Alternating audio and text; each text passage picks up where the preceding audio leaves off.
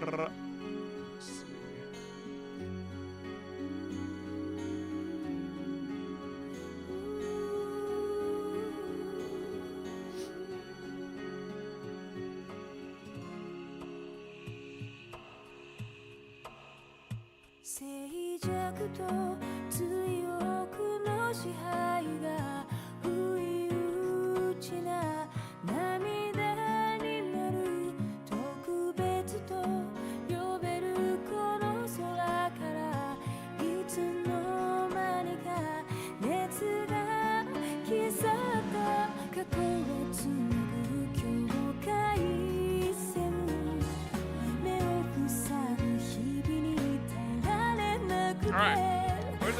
TikTok reacts, Cuzzy?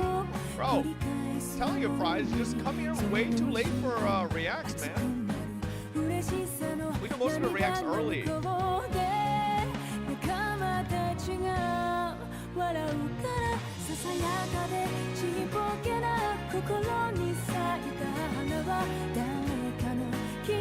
Alright, I'll be right back, chat. Give me a second. Thank you all the frogs on YouTube as well that hung out. I don't think I read YouTube chat in like fucking 40 minutes. My bad. We're right back. Let me get a drink.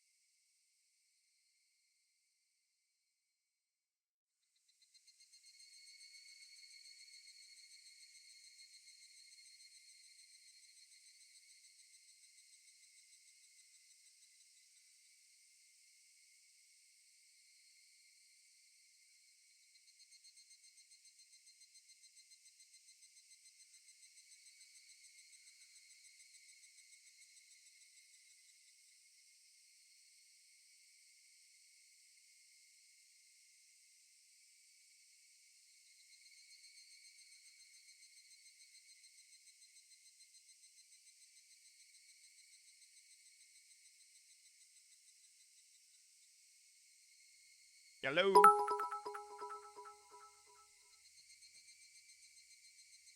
Chat, I've been thinking about how nice it is to have you in my life.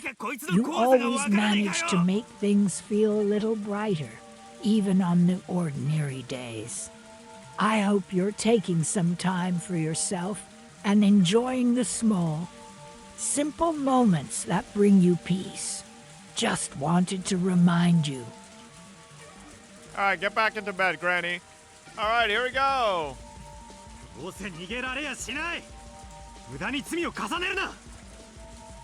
At that moment, I heard the rustling of foliage and heavy footsteps approaching. If Ooishi was coming here, it was a whole new ball game. Nope, it's not Ooishi. The man couldn't have more than one gun. I thought that time was on my side, but I failed to even imagine that the enemy could also have reinforcements. You could tell the man who had just appeared was one of the perpetrators just by looking at him.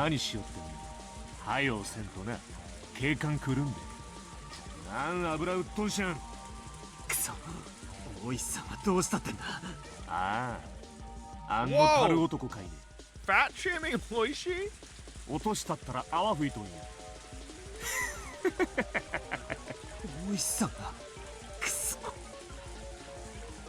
The boy, sensitive to the impending danger, curled up behind my back.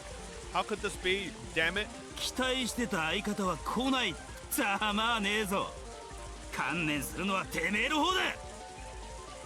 As I backed up against a large tree while still protecting the boy, second man also pulled out a gun. Damn, everybody just got guns? Didn't he say it was hard to get guns in Japan?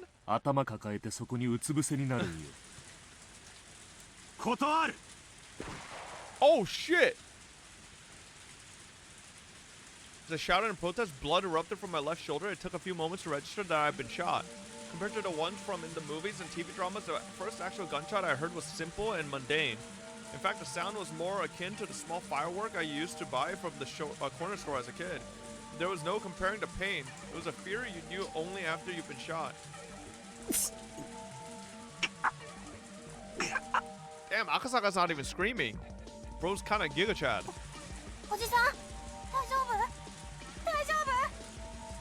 The boy in his confusion tugged at my clothes, agitating the wound even further. I wanted to put on a bold face and reassure him, but my voice was hoarse and had the opposite effect.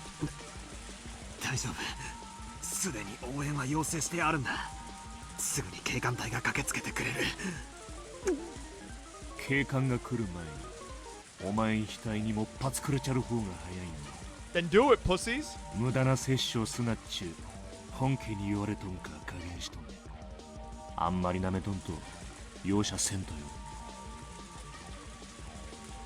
He said a little too much there, no? He said that family. This is bad. It was very, very bad. The second man was a completely different beast than the first. He had no signs of indecisiveness or mercy. If this man said he'd shoot, he'd shoot. He was somebody that a man like me could buy time. He wasn't somebody that a man like me could buy time from. I really hated to admit it, but at that moment, the image of Yuki's smiling face crossed the back of my mind. I knew what that meant. I was warning myself to not throw my life away over a matter of pride. Of course, I didn't want to die here. I was just starting a new life with Yuki, and I wanted to see the face of our soon-to-be-born child. Why should I risk my life for some minister's grandson when I was at such a critical juncture in my own life? Arg, damn it, damn it. I need to stop rambling on myself. So what do I do now? Give up the boy and extend my own life? What a good idea. Everybody's life is precious. My own life was in danger. Nobody would blame me. Arg, goddammit, it hurts, it hurts. If I had known it would be this painful, I wouldn't have played the tough guy. My biggest miscalculation, though, was that the sound of the gunshot was far quieter than I had imagined. If it was only that loud, it would be drowned out by the rain in the forest. It wasn't something that somebody far away could hear.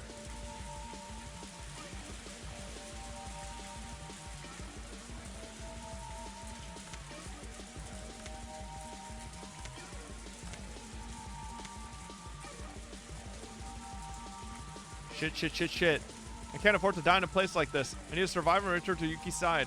For a moment, I catch a glimmer of hesitation in the eyes of the man holding the gun. This guy's unsure about shooting at me? If so, maybe if I jump at him now, I could.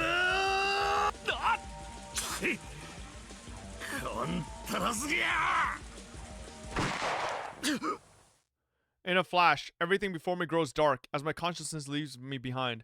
It was only after my body temperature rapidly came down and a burning sensation in my chest turned numb that I realized I had been shot. Oh, come on! Oh my god. Wait!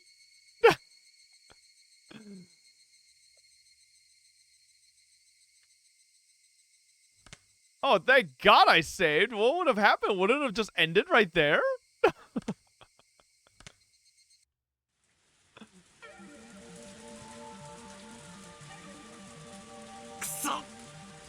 待てよ待ってくれよ Yes? 死にたくないよあんこっちだって死なせとうない分かればええん分かれば撃つなよ撃つなよ帰りを待ってる妻がいるんだ死にたくないんだよ叫ばんとでも歌んねおとなしゅう頭抱えてうつ伏せになったら歌んだるね本当だろうな本当だろうな約束は守れよ絶対だぞ男と男の約束だぞ守ったん男と男の約束しやよ Yeah, okay, bro. 守れよ守れよじゃあうつ伏せになるからな Wait, I think this is a trap. I think he's baiting them. なるからな約束守るんだから銃を向けるのやめろよやっぱ撃 Because つ気な doesn't んだ Akasaka have a gun too?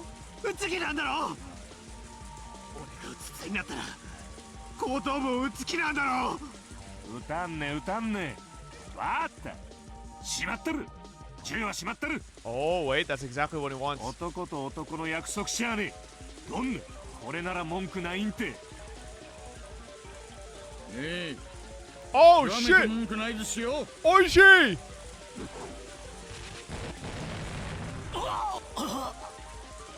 It was over in a flash. The moment he lowered his gun, Ooishi didn't let his chance slip by.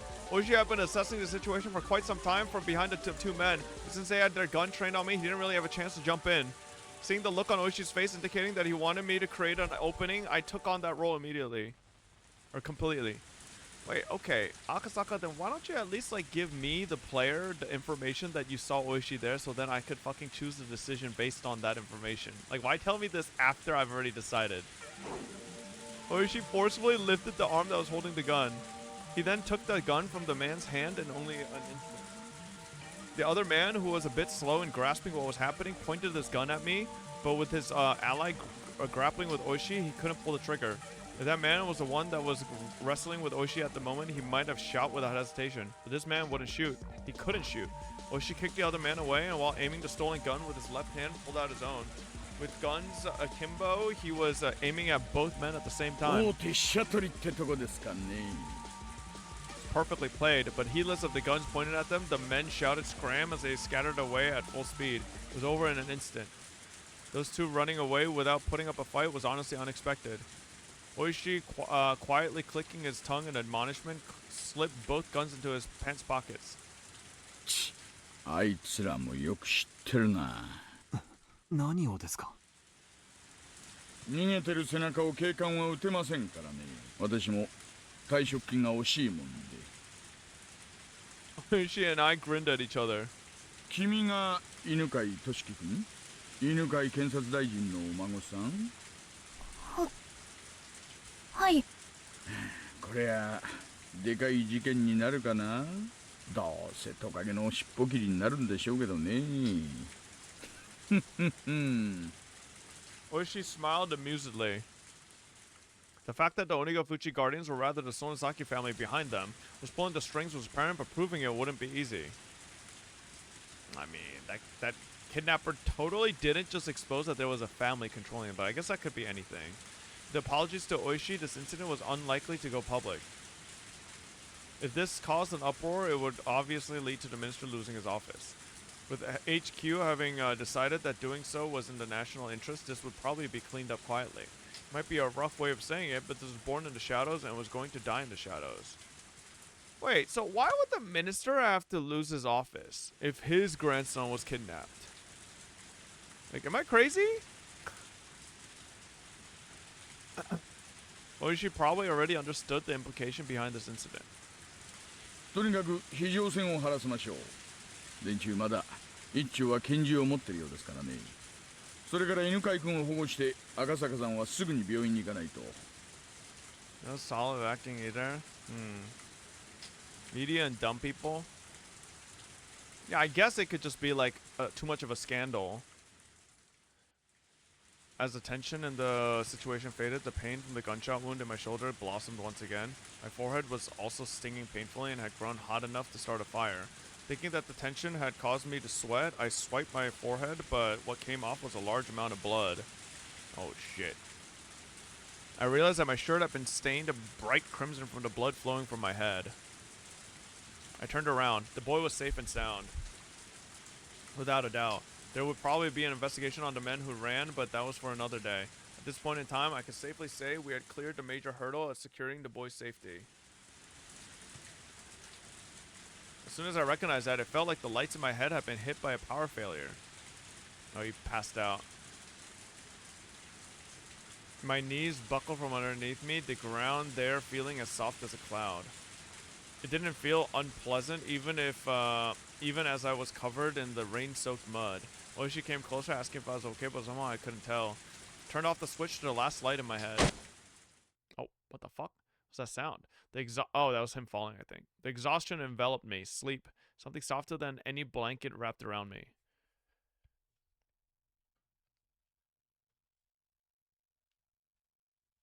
Okay.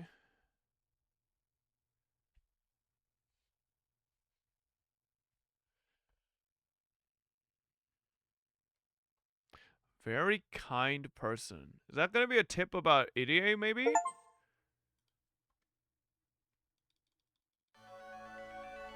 No. Alright, alright. Let's go. Wait, shit, I should have saved. Let me just save real quick.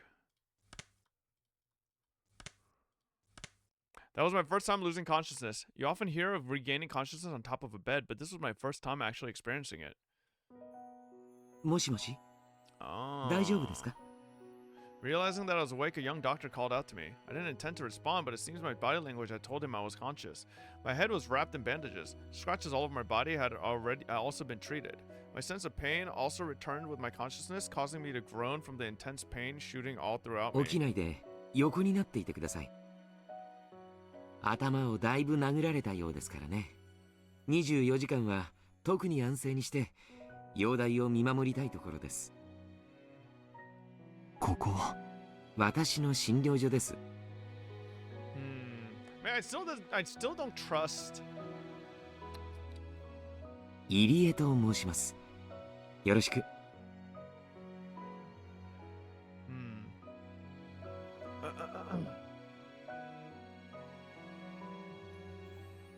Hold up, chat. Why is this not set on autopay? What the fuck? It's weird.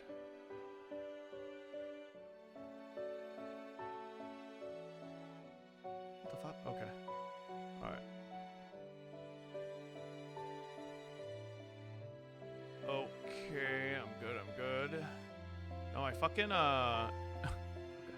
誰かいませんか大石さんはあ、呼んできましょう診療所の中は禁煙なんで表で吸ってもらってるんです He did kill himself for no apparent reason last chapter, so he might now really be in with the Sonozakis. Bro, nothing happening last chapter is to be taken seriously.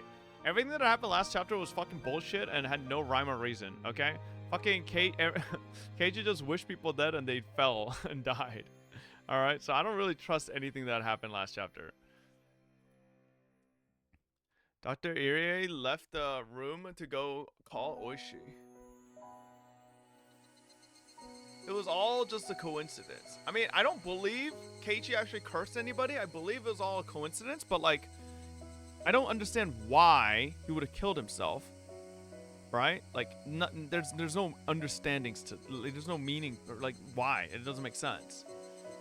Scenery outside the window was tinted with gold.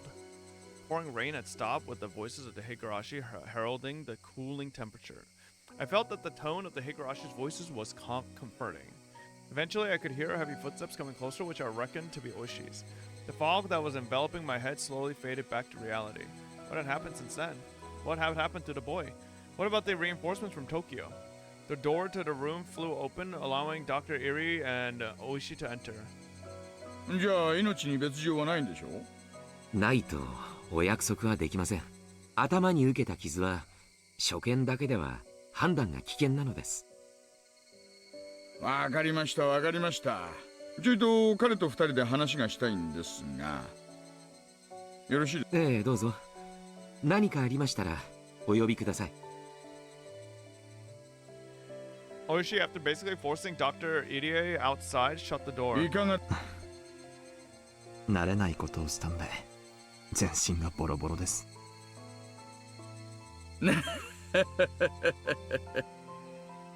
Ooishi brought over a folding chair that was leaning against a wall and sat down beside the bed. 犯人たちは逮捕されましたか？残念ながら I mean, how the fuck would you even arrest them, right? Like, you don't even know と who っく they に are. 県外へ逃げたか村人にかくまわれているかのどちらかでしょうね。まあ逃がしゃしませんが大臣の孫は？署で保護しています。 Hmm. ただ東京のあなたのご同僚から一切の聴取は取るなと釘を刺されたらしいですよ。しげちゃんが憤慨してましたっけ？ Kidnapping was a confidential matter, so his custody was also probably being kept under wraps. How the kidnapping of the minister's grandson would be handled? How it would be covered up, treated like it never happened, would be handled by the brass. If this case ended with the nation going into an uproar about it, then our job had been done. The possibility that the minister had negotiated with the perpetrators couldn't be ruled out, but something like that was no longer my concern. My role in this case was ご over. 迷惑をおかけします。公安ってやつはいやらしいところだって思ってるでしょ。思いません思いません。お互い日の丸から給金もらって仕事してるだけですよ。 Ooishi laughed boisterously. When we first met, I was somewhat prejudiced against Ooishi, but now that feeling was gone completely. 今回の事件隠さないで大事にしてくれた方がこっちは都合がいいんですけどね。そうすれば黒幕の園崎本家に少しは迫れるんですが、まあ適当に迫ったところで圧力がかかるんでしょうがね。やれやれです。大石さんは園崎本家に今後も戦いを？ I mean, yeah, it doesn't ま matter. さか Oh, really? いろいろと黒い噂こそ絶え Oh, ま I せん guess が the I guess the Foreman ね。園 murder 崎家 hasn't に恨み happened があるわ yet. けじゃありませんので。Yeah, the Foreman's still alive. I mean, as soon as the Foreman murder happens, it's fucking cooked. 君子危うきに近寄らない方がいいんですよ。ね。 Clueless. Ooishi laughed happily, and I couldn't help but laugh along. あ、そうだそうだ。さっき県警から署に連絡があったそうです。あなたのご同僚が名古屋に到着したそうで、今車でこちらへ向かっているそうです。あなたは名誉の負傷ですから東京へ引き上げだそうですよ。そんなわけです。はあ、お疲れ様でした。あなたの沖宮での仕事は無事終了です。 Or is it? Rika's about to fucking come get his ass. But like, what's the? Why did Rika said he would regret it? He stayed and nothing has happened yet. I had inadvertently breathed a sigh of relief when I heard those words. 大石さんのご協力に深く感謝します。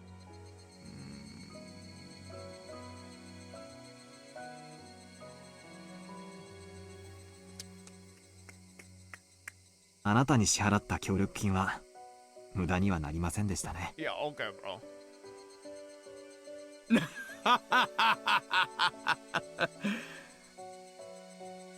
あら、冗談のつもりだったんだけどな。Ooishi took out his wallet, casually pulled out several large bills, and jammed them into the breast pocket of my shirt. これは協力金の返済じゃないですよ。私からあなたへのお小遣いです。Okay. この辺は地酒がうまいんでね。東京へのお土産にこいつで買っていくといいでしょ Ooishi flashed me a う。もし grin. もあなたの傷が軽いようなら東京へ帰る前にぜひ声をかけてくださいよ。おやつさんも佐藤さんもぜひあなたともう一度卓を囲みたいと言ってましたからね。This new AL ship looks like a mother of 10. What's that even mean? Yeah. Like, she looks like she's birthed 10 kids, or what does that even mean? 今度はこっちも小細工抜きです。純粋に楽しもうじゃないですか。よく言いますよ。原則の警官があんなに濃い様ができるなんて世も末です。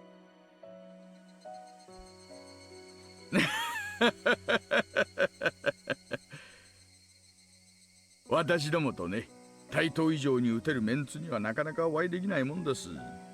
あなたが東京に帰るのが惜しいですよ。Anybody got a link real quick? Now I'm kind of... When I heard the words going back to Tokyo from Ooishi, I was reminded once again that I was relieved with my duties.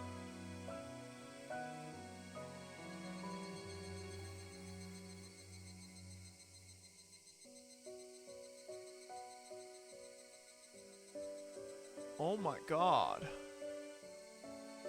She is thick.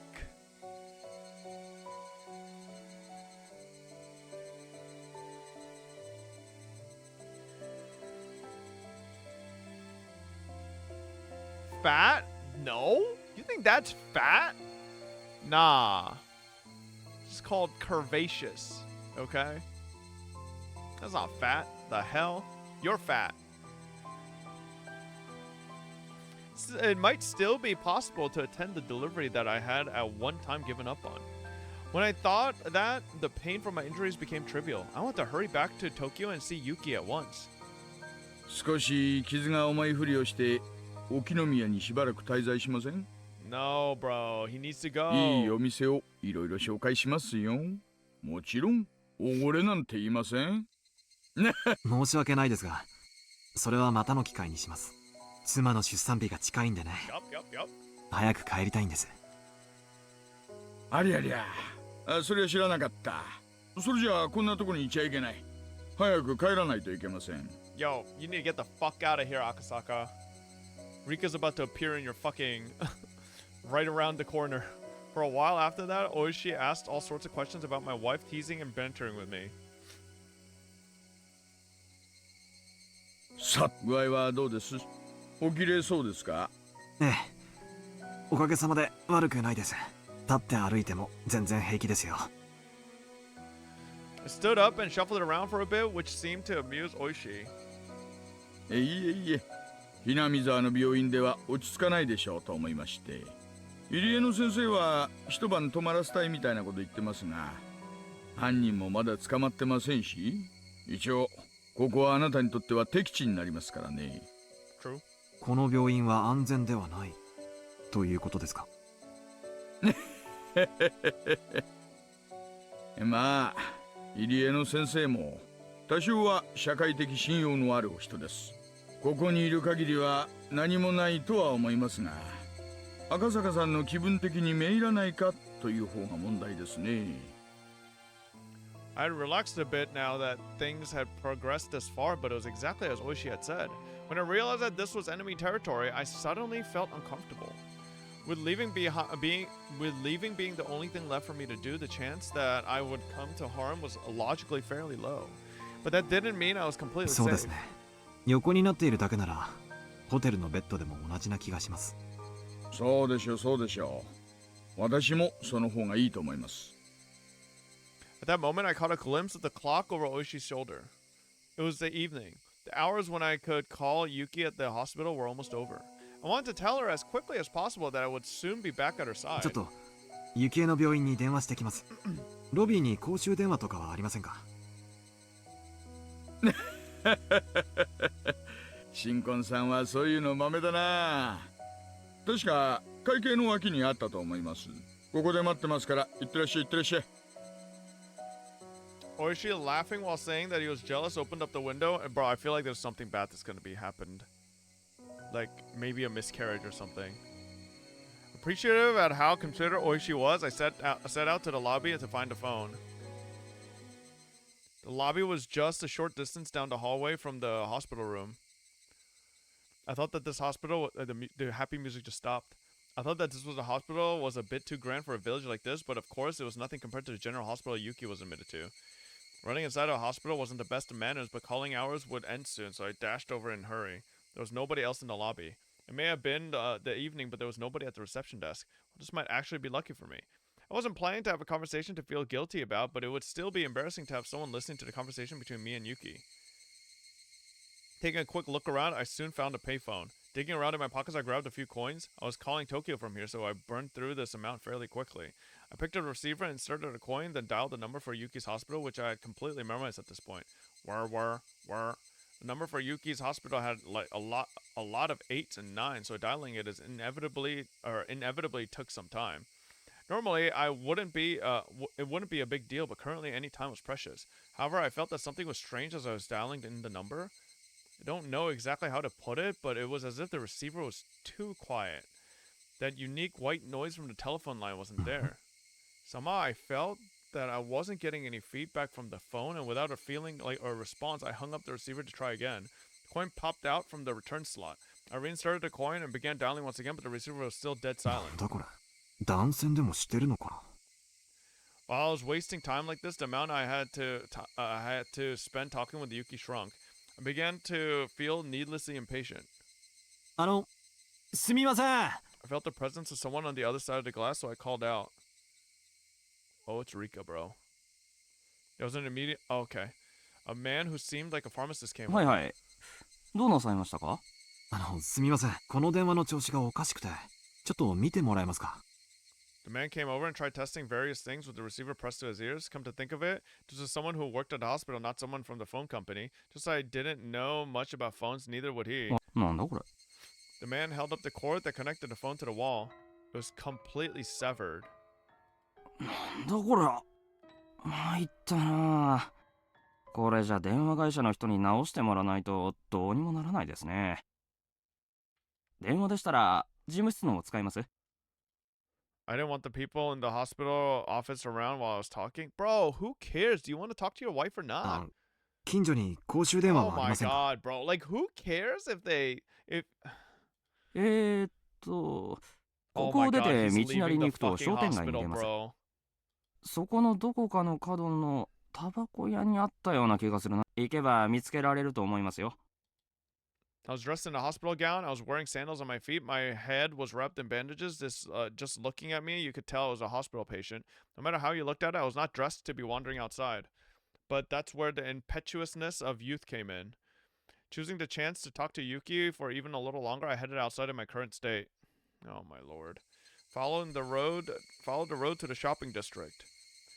Should be able to find one soon enough. With only those 2 lines as my guide, I ran outside the gates of the hospital.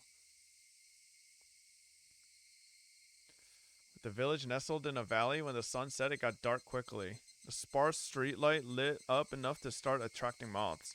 The Higurashi, knowing the time for their chorus was soon at a close, redoubled their fragile cries. Finding the payphone wasn't as easy as the person at the hospital had suggested. Was it still up ahead? Did I miss it already? Was I just getting further away? Just as I was about to be crushed by the wave of uncertainty towering over me, I found a shop in the corner with cigarettes written on a small sign. Wait, he's been here before. My joy spurred me onwards. Just as I heard at the hospital, set next to the counter of the cigarette shop was an antiquated payphone. I wasn't wearing a watch, so I didn't know what time it was. I probably didn't have much left, though. But it was enough. Just as long as I could tell Yuki my job was done and I would be coming home soon. Picking up the receiver, I slid a coin down the slot. But I felt something was strange, just like at the hospital. Even after inserting the coin, the phone showed no response. I hung up the receiver and tried putting in the coin one more time, but there was absolutely no response. It couldn't be. Thinking that, I felt along the cord that protruded from the back of the phone. Doing that, my hands found the end of a completely severed line. What is this? Having now had that same thing happen twice, my bafflement was accompanied by a sense of unease. It seemed that the cord had been severed cleanly by a sharp blade of some sort. I may be mistaken, but it didn't look like much time had passed since it was cut. すみません。すみません。 Opening up the booth window of the Tabasco shop, I looked for someone in the dimly lit interior. Eventually, there were the sounds of somebody plodding down some stairs, and an old lady appeared. Old lady's plodding and lethargic steps, for some reason, only served to make me more frantic. タバコですかいね。小さまでねんと。タバコを買いたいわけじゃないんです。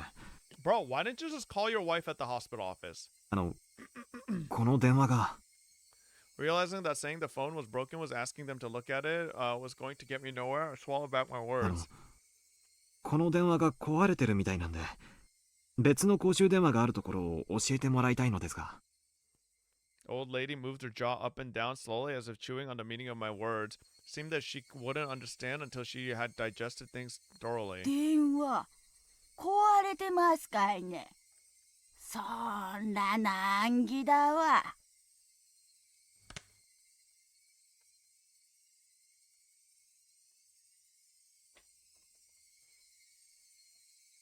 Bro, didn't the other guy say the same thing? Dilly of a pickle?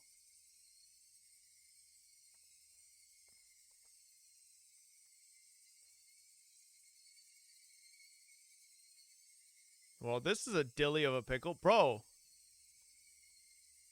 他の公衆電話を当たってください。Oh no, bro. I think they're all working together and they're all within the village and they're slowly leading him somewhere. The old lady directed me to another payphone that seemed quite a ways away. Bro, they're just getting him into the town. Her way of telling me was so long-winded that I inadvertently started to get impatient. The moment I spotted a clock in the dim interior of the store, the minute hand was just about to point straight up. Even if there was a phone right here that I could use, I would only be able to tell Yuki goodnight and with the time I had left. Top of that, my destination was a remote payphone, which I didn't know the exact distance to.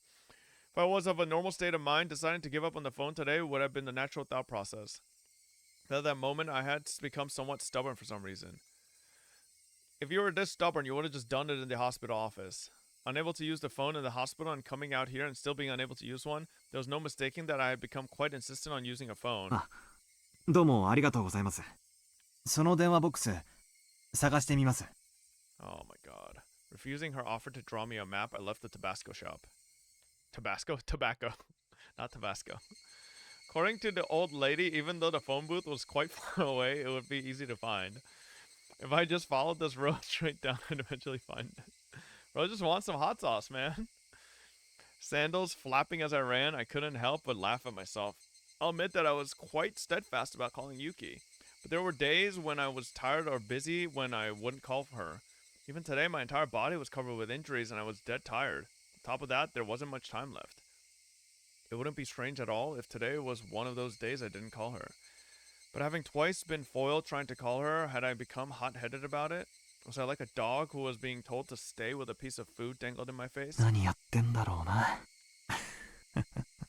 Even so, I somehow couldn't quell the uneasy feeling sitting in the pit of my stomach. It was like that with the hospital phone and the same with the one at the tobacco shop. Both cords were definitely not severed from being frayed by long years of use. The clean cuts indicated that someone had taken something sharp and deliberately cut them. But who and for what reason? The more I thought about it, the more uneasy I felt, so I tried to push the thought aside. How much had I run so far? The scenery around me was no longer that of a shopping district with residential buildings scattered about the lonely road. The surrounding had already grown dark. I was blatantly out too far for a quick phone call, and it was quite obvious I was far removed from the hospital.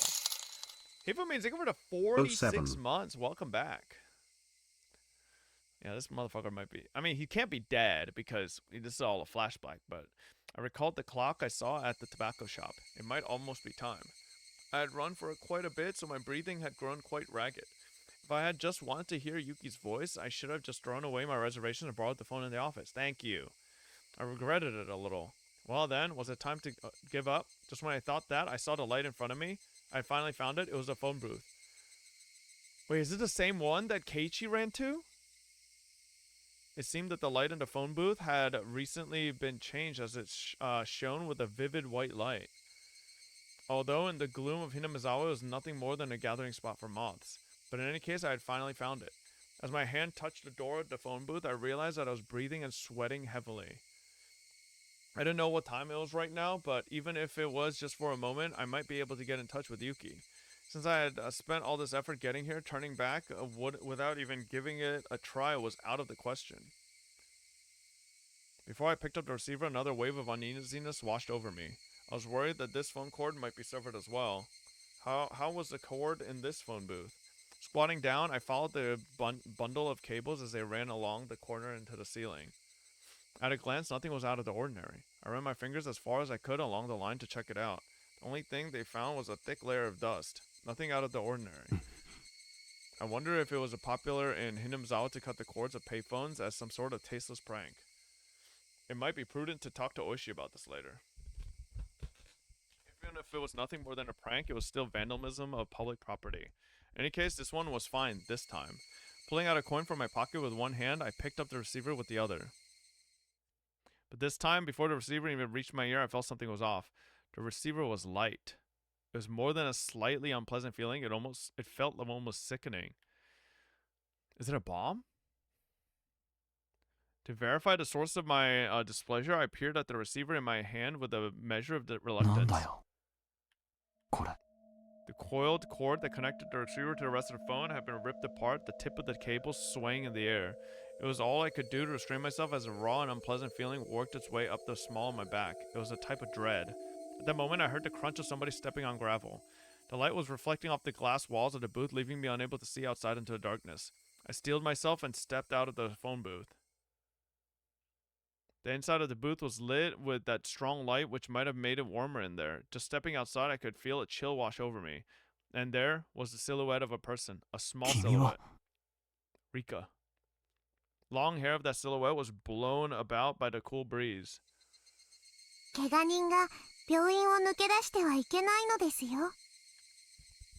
Somewhere in my head, I knew who this girl was. I didn't have any basis for it, but I knew that she was that girl. 赤坂 She, Rika Frude, said that almost like it was a warning. 君が電話のコードを Her expression remained unchanged and my question was left unanswered. In other words, no response. Regardless, I felt that she had affirmed my suspicions. どうしてこんなことをするんだどうして The last word had a tinge of anger behind it. I frantically tried to smooth things out, but she didn't seem very afraid. もうどうにもならないことです。 I interpreted her words as meaning that I wasn't going to be in time for calling hours at the hospital. But thinking about it, that would have been a strange thing to say. Why would she know something like that? I could take what she had said to have any other meaning. She just stood there like a mannequin, not even moving an inch. Almost to the point that if the wind wasn't occasionally rustling over her long hair, there would be the illusion that time had stopped. 赤坂が私を気味悪く思っているのがよくわかる。 Why do you pronounce Yuki? Is it Yukie and not Yuki? ああいやそんなことないよ My denial came out almost like a bad piece composed for a poetry slam. Okay, it's Yukie. But her words were right on the mark. I had always felt something ominous and uncanny about her. Ever since her strange threats at the shrine.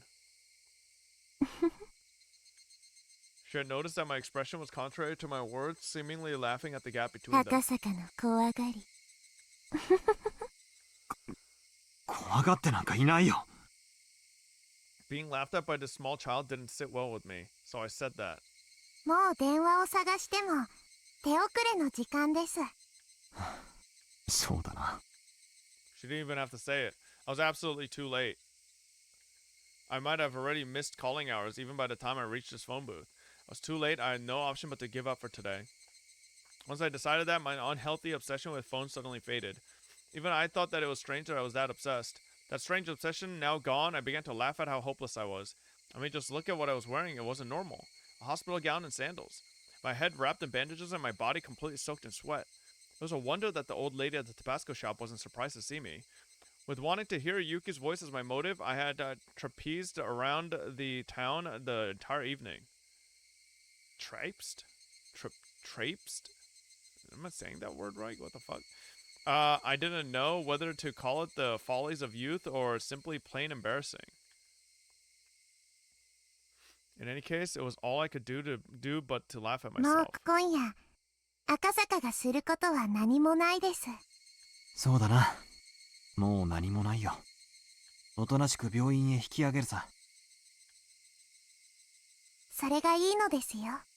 病院への道はわかりますですか？わかるつもりだよ She waved her little hands as I began to head back the way I came. She began to follow alongside me. Looking at her face, I could see that she wore a mischievous smile. as if she was extremely interested in whether or not I would get lost. リカちゃんの家もこっちの方向なのかい？なのですよ。こんな時間に一人で表を歩いてるとご両親に怒られたりしないかい？別に怒られませんです。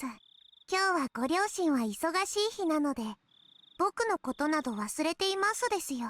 それでも帰った方がいい。きっと怒るよ。それでも赤坂とおしゃべりする方が面白いのでいいのです。She said that with a face free from worry as she looked up at me once more and smiled. Holy shit, Nick! They were to 54? I'll see you at AX, I think? Maybe? When she showed me that smile, the eerie feeling surrounding her faded. But even then, she was still as mysterious to me as ever. We arrived at the corner I had turned at earlier, but it was much darker than before, and with the point of view changed on the return trip, I wasn't very confident that this was actually the corner I turned at. There was no mistake, it had to be this corner. As I began to move my feet again, the girl grabbed onto my clothes. 赤坂は病院へ戻るのではないのですか？もちろん戻るつもりだよ。道間違えた？ A short moment of silence. Eventually, still holding onto my clothes, she began to walk. It was the beginning of the walk to the hospital this mysterious girl would take on me on. She taking me to the hospital, though? I don't think she is.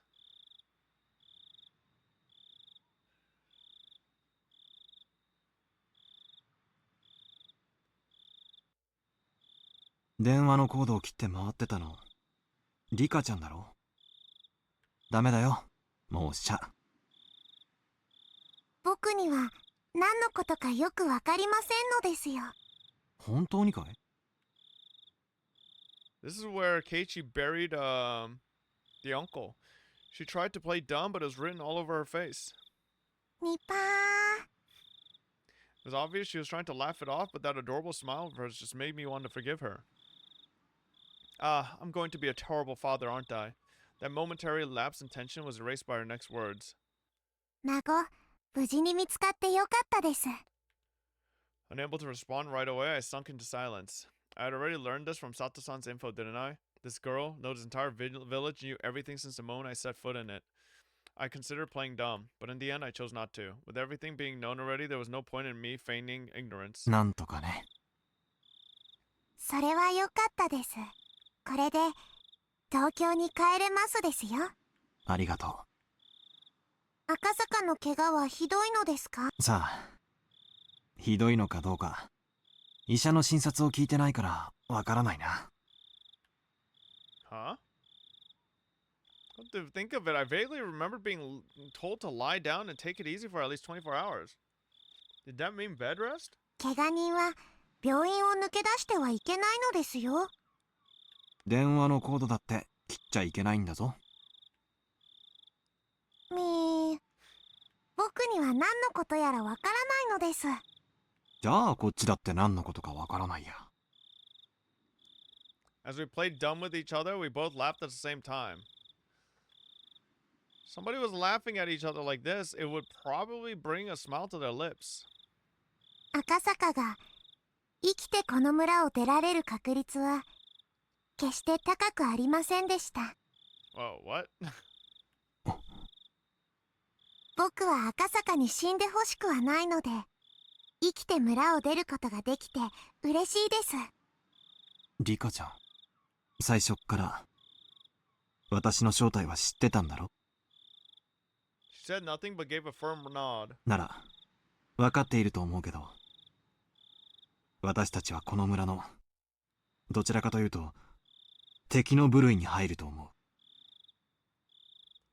う。なのに君はいろいろと忠告してくれたね。Tommy Parker, thank you for the 37. Welcome back. Yup. That's right. She said it at that time. She wouldn't warn somebody that she was okay with dying. She definitely said something like that. なら私は君に感謝するべきなのかもしれないね。感謝した方がいいのですよ。僕は命の恩人なのです。Saying that, she puffed up her chest proudly.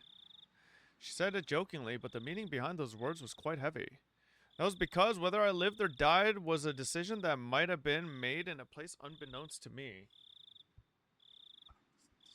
Rat dog. She said those words with such an adorable smile that it took a few moments of silence for their weight to settle in. I'd been to this place before. The guardian's office was there. It was the stone steps leading up to the Furude Shrine. When I passed by before, I was so focused on finding a phone booth, I hadn't realized where I was.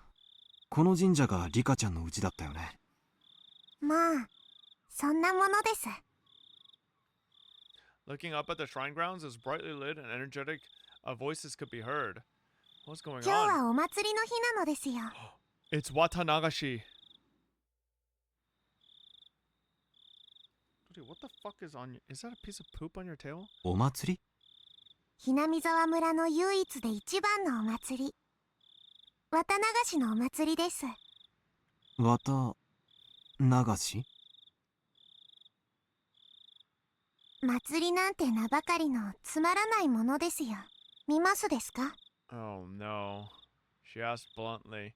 But seeing that I looked interested, she climbed up a couple steps and motioned for me to come. I was only going to go back and sleep anyways. If I had nothing else to do, it might not be a bad idea to go with her on a little detour. The hostile territory that was this village, I didn't know what would happen if I ventured down a side road with Ooishi. Even though I thought of the village like that when I was with this girl, I forgot all about it. In any case, even without anything to back it up, I felt that as long as I was with her, none of the ill will from the village would befall me. That's why, even though I knew my cover was blown, I strangely had no qualms about setting foot into the heart of the Onigafuchi Guardian's territory. Climbing up to the grounds of the shrine, I could see there were about 3 pavilions set up with meeting tables and folding chairs. The old folks from the village, no, the executives of the Guardians were already quite drunken, sharing another round of drinks. Could only see it as people from the village council drinking while enjoying the evening air. At the very least, it was certainly quite different than any festival I'd ever seen. ね、つまんないお祭りでしょ。これは確かにお祭りには見えないね。大昔からずっと続いてきたお祭りですが、見ての通り、すっかり寂れてしまったのですよ。As a child, the old folks, she said that while looking at them with an exasperated expression. You really couldn't call this a festival anymore. It was just a bunch of neighbors getting together to drink under the guise of a festival. これじゃ祀られる神様も気の毒だな。こんなみっともないお祭りも5、6年もすると村中が総出でやってきて、ちゃんと儀式も真面目にやる立派なお祭りになるのですよ。What you saying, Rika? She said was not so much wishful thinking as it was telling of a future that had already been determined. She wasn't even predicting it. It was almost like she was simply reporting the results. That's how it sounded. Even though it was based on speculation, the way she said it wouldn't let me interject. It's the same way she talked when she changed. While I struggled to find her words to reply to her, she wandered over to the other side of the grounds, not minding me at all. Not in a state where I could afford to be left behind, I hurriedly followed after her. Passing through a copse of pine trees, a strong and cool breeze ruffled my hair. There, from that one evening, was a splendid observation platform the girl had shown me. As it had grown completely dark, oh my god, this is where PewDiePie was. The modest lights littered across the nightscape were providing a different type of scenery. こうして眺めると、この村ものどかそうに見えますのです。She said that with an indifferent look on her face. 君は先日、この村は絶対にダムに沈むことはないと、そう断言したね。She didn't reply, seemingly relishing in the feeling of the wind blowing through her hair. あれは、あの時点でもう、大臣が要求に応じていたという意味だったんだね。She spun around, her gaze meeting mine, but she said nothing. She spoke nothing that would neither confirm nor deny what I had just said. 多分今回の事件は闇から闇へ葬られる。本庁上層部は多分大臣のスキャンダルが公になってトラブルになることを望まないと思う。さもないと孫を殺すぞと脅したに違いないのです。で、大臣との交渉が成功し、孫は解放された。孫を助けたのは赤坂ですよ。どうだろう。発端となったあの財布の発見。あれ自体がすでに出来すぎだったように思う。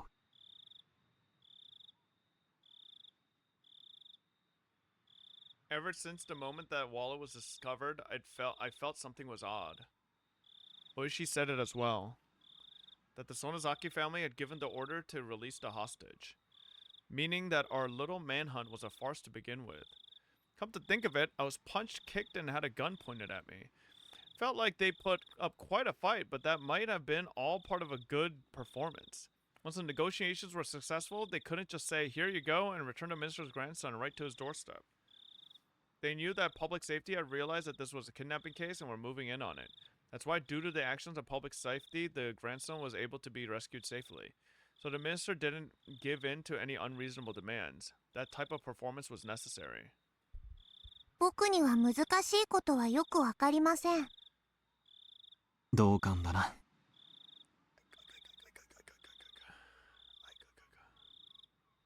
私にだって難しいことはよくわからない。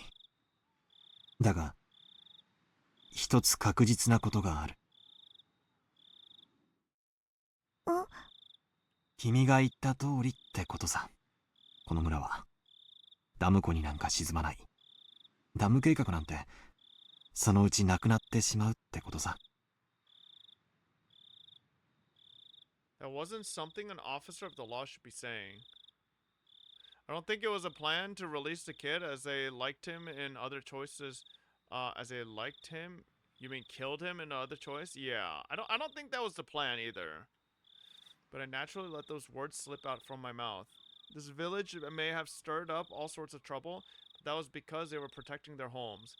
Someone just decided by themselves that I had to leave the house I was used to living in, I would resent them as well. On top of that, it wasn't a place like mine where I just happened to be renting it, but a place that their families had lived for generations. It might be ignorant to call their desperate resistance an overreaction.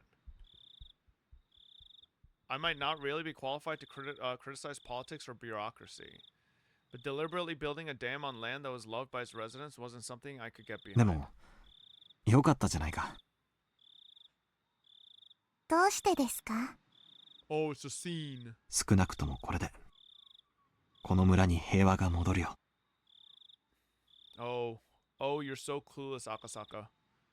Even though the minister promised to use his considerable influence to cancel the project, it would probably take more than a few months before it would be completely scrapped.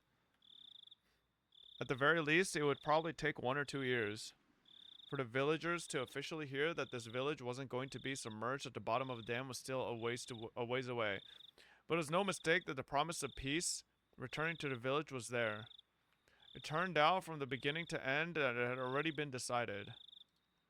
Just as the girl had said, it was decided. There wasn't really a need for me to come here in the first place. There was absolutely no need for me to have come here and aggravate an unpleasant situation. If I had never come here, then grandson's release might have been done in a more amicable manner. 平和がこの村に？ You want to order from the same place? I was about to ask you, I just ordered mine. When I nodded, she laughed as if to admonish me, but her face remained indifferent, expressionless. And then her eyes narrowed slightly as she こ snickered. れから毎年血生臭いことが起きるのに。 What the fuck, bro? She a prophet. She knows everything. リカちゃん何の話だい？ As the wind blew her hair about the girl, as if taking pleasure in that I was the only one who didn't know. Continued to snicker as she looked at my face for a while. 私ね、あと何年かすると殺されるの。 What? Huh? Backlit by the moons, it was hard to tell if her expression had been cast in the shadow of smiling and amused, or resigned. リカちゃんがどうして？とても不愉快なことだけど、それも多分決まってることなの。決まっているって誰がそんなことを決めるんだい？それを私も知りたいの。 Turning back to face me, she showed me a resolute expression for the first time. And after staring into my eyes for a moment, she turned back to gaze at the scenery before she spoke her next words. ここは人の命を何とも思わない連中でいっぱいです。これを伝えても何も変わらないかもしれないけど、でも死という月を映す水面をかき消すためなら小石を投じることもあるかもしれない。 I had no idea what she was trying to say. It's just, I had to listen to every word with my body and soul, or at least that's what I thought. 来年の今日、そう、昭和54年の6月の今日、ダム現場の監督が殺されます。 For a moment, I couldn't comprehend what she was talking about. By the foreman, did she mean the gruff old man I played mahjong with? 殺されるってどうして？ She didn't answer. But she had the same expression on her face as she did when she declared that the dam project would go away. That wasn't the face of somebody making a forecast or a prediction. It was something that had already been decided. No. It was as if she was already reporting the result, that sort of expression. 恐ろしい殺され方をした後、体中をバラバラに引き裂かれて捨てられてしまいます。バラバラ殺人。その翌年の昭和55年の6月の今日、聡子の両親が突き落とされて死にます。 He's like, who the fuck is Satoko? Satoko? It's the first time I'd heard that name, but I didn't have the courage to interrupt the girl's story. あるいは事故と言うべきかもしれない。不幸な事故。 This girl smiled faintly, but she wasn't exactly encouraging me to smile along with the lifeless look in her eyes. そしてさらにその翌年の昭和56年の6月の今日、私の両親が殺されます。そしてさらに翌年の昭和57年の6月の今日、聡子の意地悪おばが頭を割られて死にます。そしてさらに翌年の昭和58年の6月の今日、あるいはその数日後か、私が殺されます。すべての死が予定調和なら、 She never once. So, but 1983, why didn't she talk about Takano and Tomitake? Or Keiichi? 最後の死もまた予定のうちなのでしょうか。でもならばこれは一体誰の予定なの？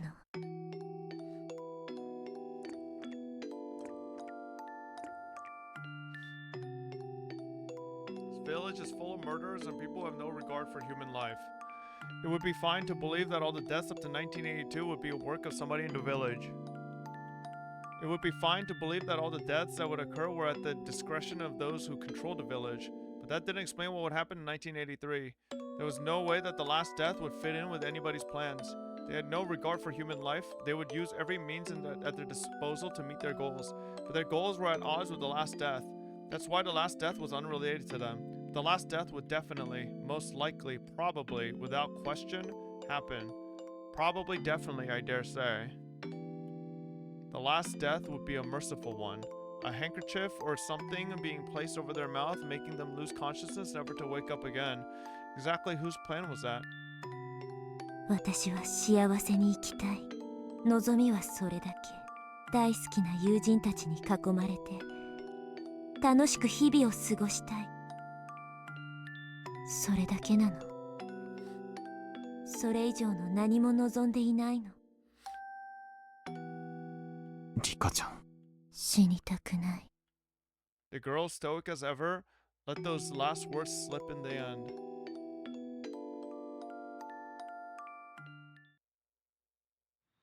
Eventually, we were discovered by some drunks. The girl, as well as I, were dragged back to the festivities. Everybody was completely drunk, so even when they saw my head completely wrapped in bandages, they wouldn't leave me alone. Well, certainly, if I was in good enough condition to slip out of the hospital, it must not be that serious. The girl was mingling with everybody and being pampered like a kitten. Her expression was adorable, nothing like the one from just before, predicting her own death and whispering that she didn't want to die. Having said that, having a silly and lively conversation like this, it was hard to believe that these people were the core of an extremist resistance group. Even if it was a shell of its former self, it was a festival where people in the village gathered, so the 20-some-odd folks here should have included some of the village executives and other important members. Among those, there was no doubt that there were members that were at the Sonozaki family council in attendance. Meaning, even if we never met face-to-face before, there were people here who knew my identity. In a small village like this, they knew the faces of all the villagers that lived here. That's why, without even saying anything, it soon became obvious that I was an outsider. But they actually seemed interested by that, asking me all sorts of questions about Tokyo, drinking while musing on the faint relationship that the city had with the villagers and empathizing with the rather meager environment. Confidential talks with the minister were finished, his grandson was in police custody, everything was over. I might not have to be put in another perilous situation. To me, they were only my adversaries because of my job. Outside of that, there was no reason I couldn't be friendly with them. The next time I visited this village, would it return to being tranquil and a beautiful place? If that happened, I might be able to take a relaxed walk around the village with her again. My cup was once again filled to the brim with beer. By the time I was able to get away, it was the middle of the night. The girl had at some point disappeared. It seemed that her parents had told her to go home and sleep when she let out a large yawn. The older folks, who had absolutely no remorse for making an injured person hang out with them, told me as much as they laughed. I was just there drinking, so I had thought that to help a bit with cleanup. However, my help was refused on the grounds that I was a guest. On top of that, they had a car prepared to take me back to the hospital. Losing the battle against my sleepiness inside the car, I was sound asleep until we reached the parking lot of the hospital. Oh wow, they actually... Okay. Front door of the hospital was naturally locked at this hour. I wandered around bewilderedly, searching for a back entrance until somebody on night duty found out and let me inside. こんな時間までどちらへ？入江先生も心配してましたよ。ご迷惑をおかけしました。神社でお祭りの人たちに引き止められまして。ああ、そういえば今日は神社で町会の人たちが集まって飲むとか言って、それはご愁傷。傷は大丈夫ですか？多分アルコールのせいだと思います。そうだ、お連れの刑事さんが連絡が欲しいと言ってましたよ。大石さんを待たせてたんだった。I glanced at the clock. No matter how you looked at it, it was way too late to call him now. I'll apologize to him tomorrow over the phone. I returned back to my hospital room and slipped into a bed that was still unmade from the time I went outside. Well, that's no good. I have to turn off the lights. But my weariness had cut the cord powering my body, lulling me into a deep sleep.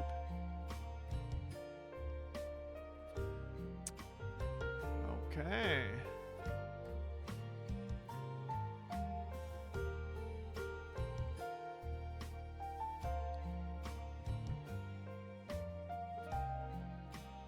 A Mother's Diary.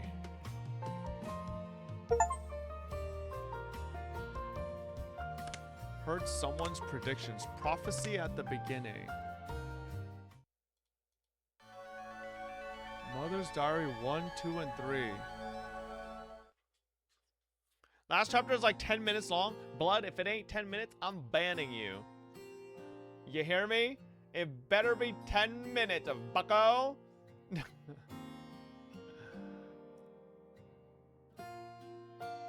It's like 20 to 30. Maybe we can wrap it up here. Let's see. それは誰もが忘れそうなほど地方の小さな村の出来事。 Oh, this is back to the present, I think. Right? その傷跡も消え去ろうとしていたある日、青年はかつて出会った少女に思いを馳せる。あの日聞けなかった言葉、あの日果たせなかった約束、その後悔と慟哭が閉じられたままだった運命を開く。 He survived. Chat, this whole experience was a flashback from the beginning. What are you guys saying? 暇つぶし。運命は幸せだけじゃない。でも不幸を望む人なんて誰もいない。 Midsummer 1985. This is way past.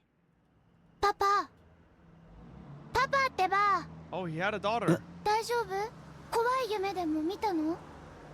Yuki was sitting next to me. I quickly patted her head after hearing her say that. Must have had a bad dream while sleeping in the cabin. I was sweating profusely. いや、なんでもない。ちょっと暑かったかな。I tried to wipe away the sweat while answering and looked around for a handkerchief or a towel. And then a cold drop ran down my forehead. Miyuki turned to me and smiled, then wiped my face with the towel she received at takeoff. ありがとう。Thanks to her, I was finally able to shake off my slumber, so I got up from the aisle seat and looked out the window. Yo, it sounds like they're in a plane. It sounds like from what they're describing, they're in a plane. But why do I hear car noises?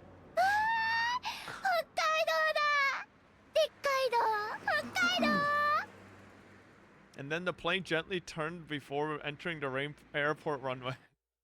That's not what a plane sounds like.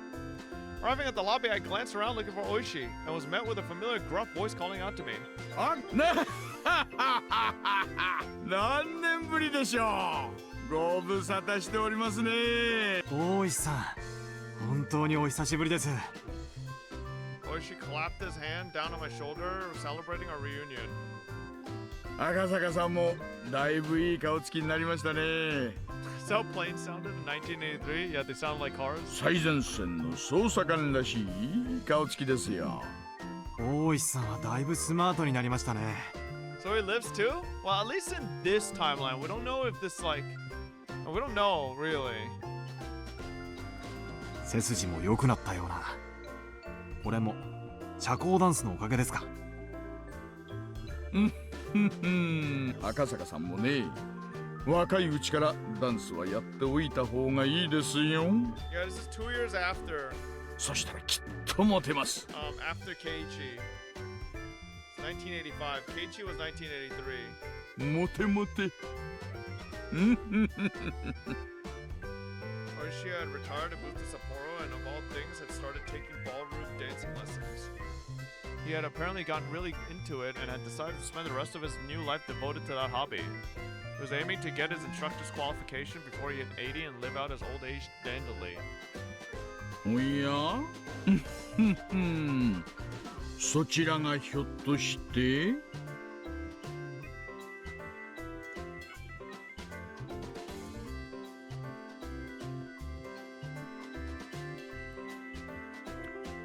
Why does this girl almost look like... No, it can't be. She doesn't have an old model. She doesn't have an old model. She almost looked like one of the characters in the beginning trailer, but like maybe when they got older, but maybe not. Ooishi suddenly turned his attention to Miyuki, who was standing idly next to me. He bent down on his knee and to look her in the face. No model equals not important metagaming? Yeah, I mean, sort of. I remember my daughter was frightened and hid behind my ほら、 back. みゆき。ちゃんとご挨拶しなさい。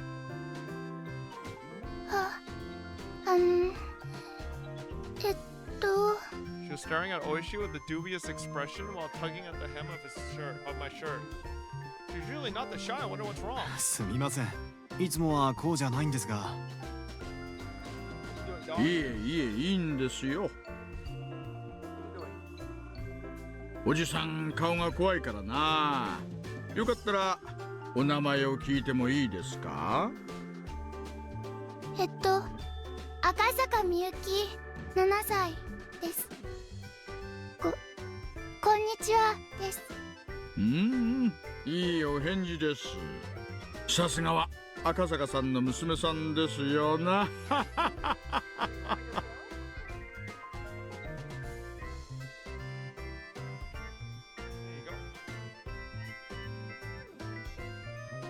Ooishi gently stroked Miyuki's head and smiled as though she were his own grandchild.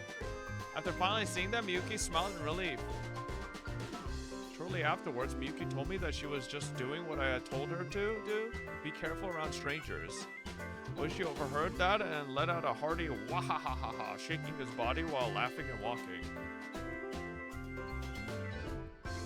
I led myself into Oishi's car and we headed out towards the hot spring inn.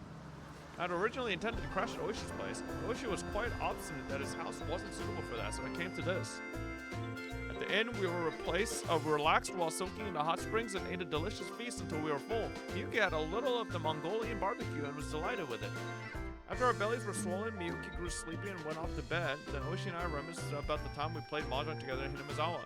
Seemed that to celebrate our reunion, Ooishi had looked for people who could play, but unable to find a suitable candidate, we had to give up on putting together a table. As we drank together, we excitedly recounted our exploits during the final. 結局、あの犯人の2人は捕まったんですか？いいえ。What the hell? Damn, bro's tripped out. 結局、山狩りでも見つけられませんでした。多分、村にかくまわれてから、海外か遠方でほとぼりを冷ましてるんじゃないかと思いますね。大石さんは確か、犯人の銃の一丁を奪いましたよね。あれからは。海外の軍用拳銃でした。関西系の暴力団組織が大量に密輸したうちの一丁でしょうな。戦場痕を調べましたが、他の事件とのつながりは何も出ませんでした。そっちでは？私はあの後、しばらく現場を離れましたので、よく結局、全部闇の中ってことで決着したようですがね。Ooishi smiled wryly as he sipped his chill drink. あの後は大変でしたね。今年で7年ですか。ええ、先日7回忌の法要がありました。His wife? 義父とも最近は疎遠でして、準備でいろいろ苦労しました。I think his wife might have passed away giving birth to Miyuki. それはお疲れ様でした。It was then that the hostess brought in the extra drinks that we had ordered before. All the bottles of beer clanked as she brought them in. We halted our conversation. What Ooishi meant when he said it must have been tough. Thinking about that was still hard, but time had healed the wound. It was the day after when I phoned Ooishi to apologize. When I did, Ooishi almost immediately handed the phone to one of my colleagues who happened to be there. Not only was I injured in the brawl with the suspects, but I disappeared to drink late into the night without leaving any sort of contact information, so I thought he'd definitely be mad. However, all he said was that it was something he couldn't talk about over the phone, that I should come to the station as soon as possible. At the time, I could only think that he must have been really pissed off. But when I arrived at the station, he said this. 君の奥さんが事故に遭ったらしい。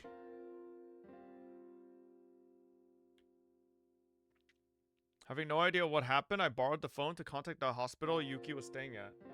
After being given the runaround several times, I was finally able to talk to someone in charge, and after mincing words for quite some time, they told me, 赤坂幸恵様が事故でお亡くなりになりました。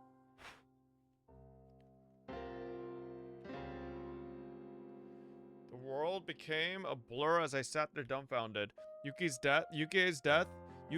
death was unbelievably abrupt, unbelievably sudden. I could have understood if there was some kind of problem during birth, but Yuki's death wasn't anything like that. On the stairs on the way up to the roof, she just happened to slip. and fall. You just happened to fall on an unfortunate place at an unfortunate angle. That was it. Wanted to blame Yukie's death on somebody. I began to think that it was an act of revenge by the Guardians, that they killed my wife and made it look like an accident. What I learned when I flew back to Tokyo, however, was much more cruel than that. Yukie had a habit of going up to the roof to cool off in the evening. There was an elevator up to the 7th floor, but from where you had to take the stairs to get to the roof. Even late in her pregnancy, when the evening came, she would always head up there. Her father had always said for her not to push herself, but Yukie insisted that until the time she had no choice but to stay in bed, she should be allowed to do as she wished. However, I had never once seen Yukie go up to the roof. I only heard that from her father and the nurses. That was because whenever I visited, she would spend that time with me instead. I heard the reason why Yukie went up to the roof from a nurse she had become friendly with. She had said that her husband was away on business a lot of the time, and that whenever he called, she was able to cheer him up and give him courage. But when he didn't call, she couldn't do that. Her husband might put on a show of bravado, but in reality, he grew lonesome pathetically fast. She was probably just the same. Whenever he left for business, not clear when he'd be back, she felt very lonely. Whenever she cheered him up, she was actually cheering herself up as well. That's why whenever he went far away for an important job, on the evenings, he didn't call. At the very least, she felt that standing underneath the same sky, her feelings would reach him. At that moment, I remembered the words that girl had told me. That it was best that I go back to Tokyo right away. Otherwise, there would be something I'd regret horribly. Yes, that's it. Because I was away on business that day, Yukie had headed up to the roof. Had I known that this would have happened, had been the result, had I done as the girl had said and dropped everything to head back to Tokyo. I might have been with Yukie on the day she died. If I was with her, she wouldn't have gone up to the roof. The day my wife died was on the evening of the day of my trip, 3rd day of my trip.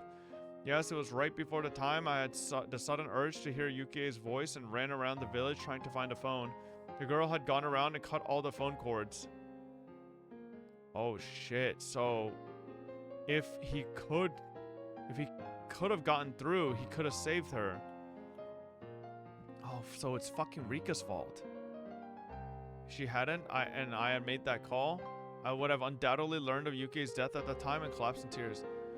Oh, wait, no. So by the time he was trying to call her, she was already dead. Oh, okay. Of course, even though the cords were cut, it had only put me off learning of Yukie's death by that one evening. In the end, I had learned of it next morning. However, when I managed to put my emotions in order, I realized it was that girl's small token of consideration. そんな話は初めて聞きました。 But how did Rika know about that? ええ、私も初めて話します。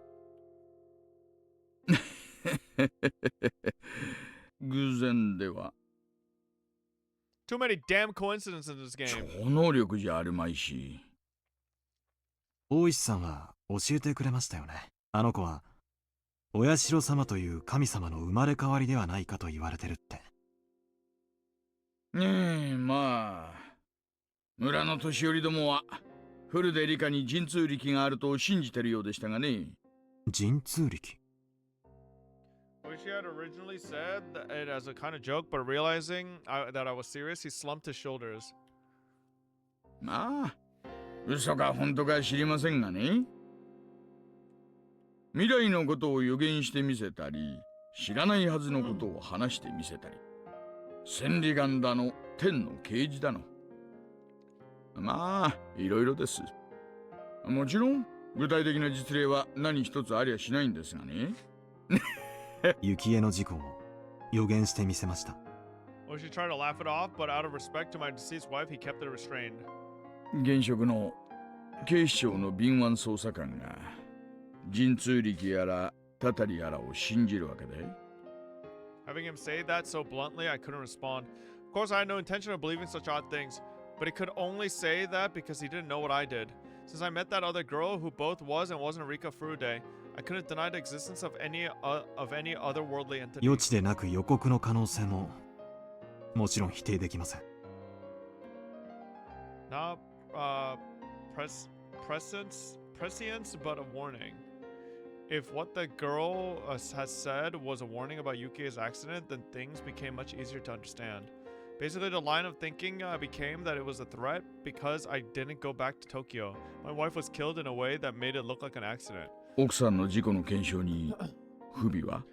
Did I play the beta test for Stellasora? Any thoughts? Will you play on launch? Oh yeah, I will. I probably will. I enjoyed it. I thought it was fun as fuck. It kind of reminded me of Dragalia Lost. Not satisfied with the investigation? もちろん、謀殺の可能性も疑いました。現場検証の書類は全て目を通しましたし、私が独自に調査もしました。There weren't any witnesses to Yuki's fall. It was a possibility that somebody had hidden, waited to push Yuki down the stairs. However, the cleaning ladies frequented the roof to hang laundry, and the security cameras on each floor hadn't recorded anything out of the ordinary. There wasn't anything set out up on the stairs, and I was unable to find anything suspicious. 結局、独自の検証の結果でも、ユキエが単独で事故を起こしたとしか考えられませんでした。Oh, okay. Hang on, chat. Let me feed Dodi real quick. He's bugging Lily.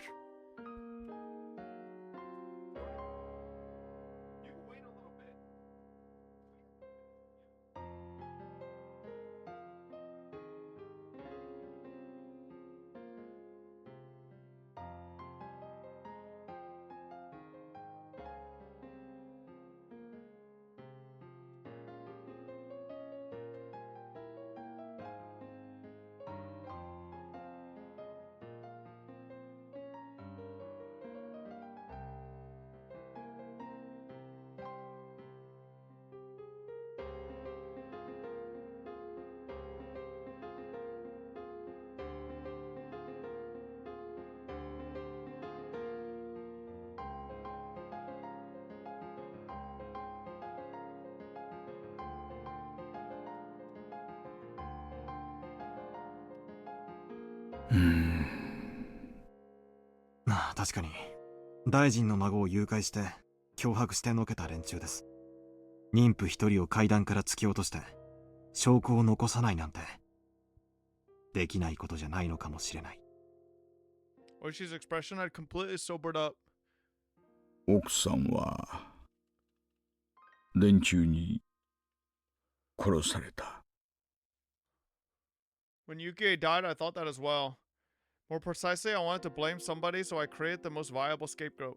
But without any clear evidence, that violent notion faded along with the wounds in my あの heart. 少女は私に妻の死を予告し脅迫したのか、それとも妻の死を予言し救う道を示したのか、そのどちらかなのだとしたら私は後者ではないかと考えます。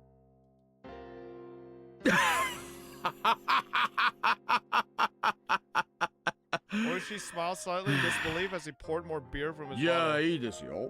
赤坂さんの言う通り、古出リカは未来がわかる預言者だとします。なら、なぜあの大災害が予知できなかったんです？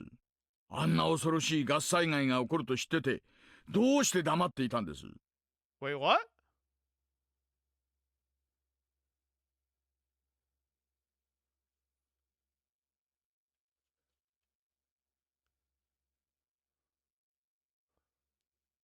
Okay. But Oishi lived? Oishi didn't live in Hinamizawa, bro. He lived in Okinomiya. ほんの数時間前でもいい。もし村に知らされていたら、ほとんどの人は死なずに済んだかもしれないじゃないですか。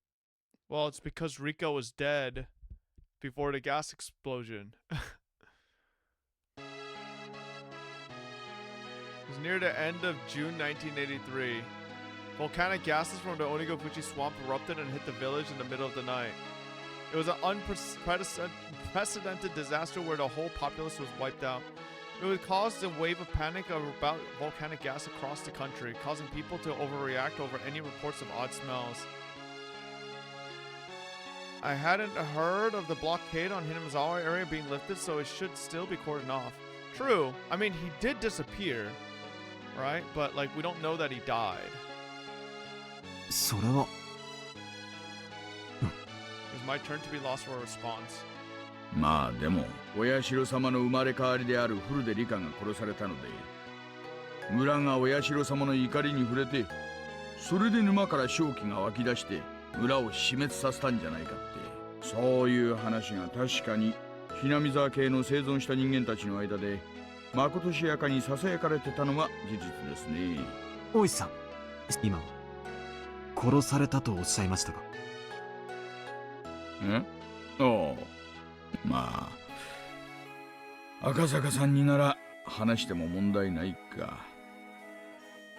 When I saw the news about the gas disaster, I remember that girl. I then found her name in the list of victims. That's why at the time I thought her own death had been, she had predicted was due to the gas. It was after that I learned from the tabloids of the series of mysterious deaths in Hinamizawa during the 5 years leading up to the disaster that became known as the Curse of Oishiro-sama.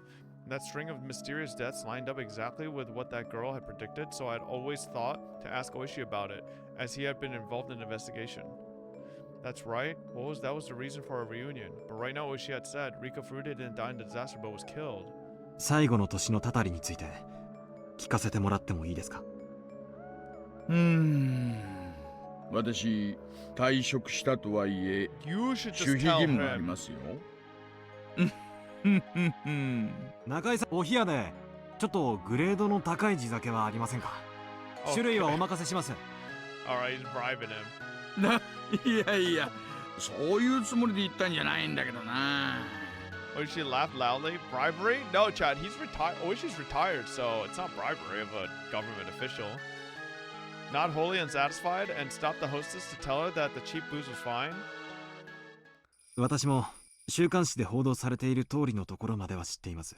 でも大災害の年のたたりは全く知りません。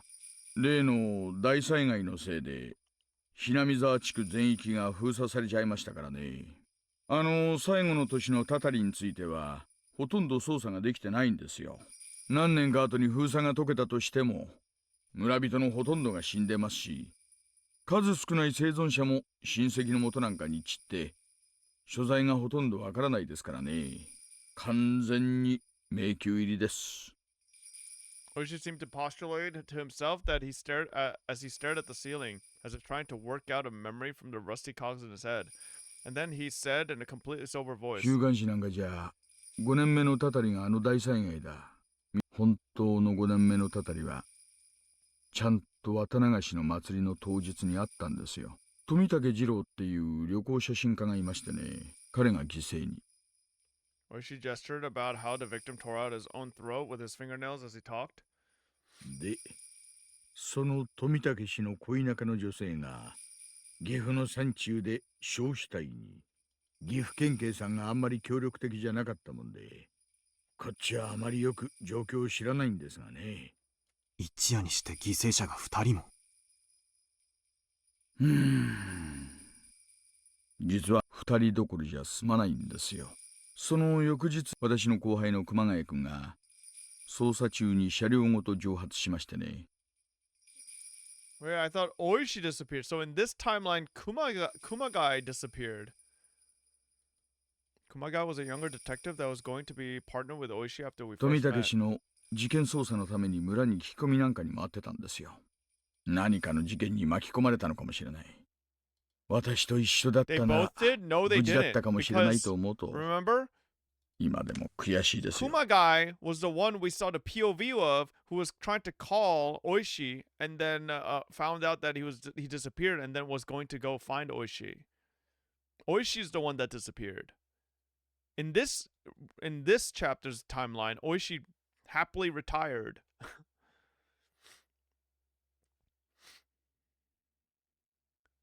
あの日どういうわけか私お腹をひどく壊しましてね、外回りは遠慮しちゃってたんですよ。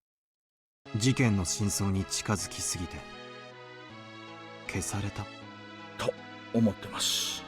熊ちゃんは善と有望な若者だったけどまだ現場経験が不足してた。トラブル慣れしてなかったんです。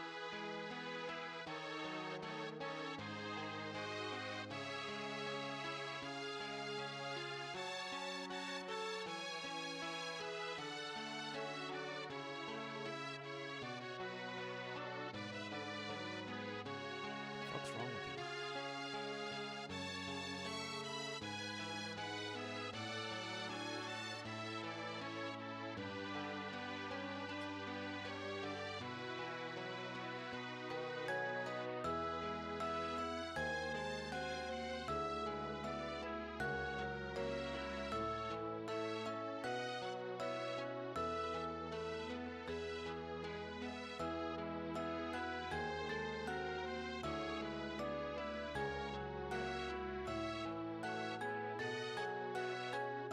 Horse girl, bro. We horse girl for like 5 hours today, low key.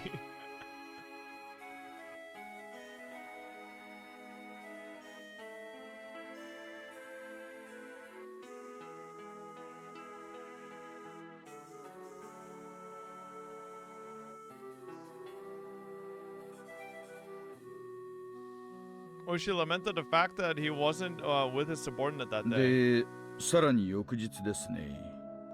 なあ、彼のことは赤坂さんもご He's 存知ですよ LARPing as an ね。 outside dog. Yeah. He thinks he's outside and digging a little hole into the ほら、 pillow.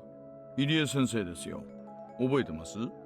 ああ、あの病院の若い先生ですね。ぼんやりと覚えてます。彼ですね。どういうわけか睡眠薬で自殺しまして、遺書の類はなし。司法解剖の結果でも睡眠薬によるものと断定されました。 So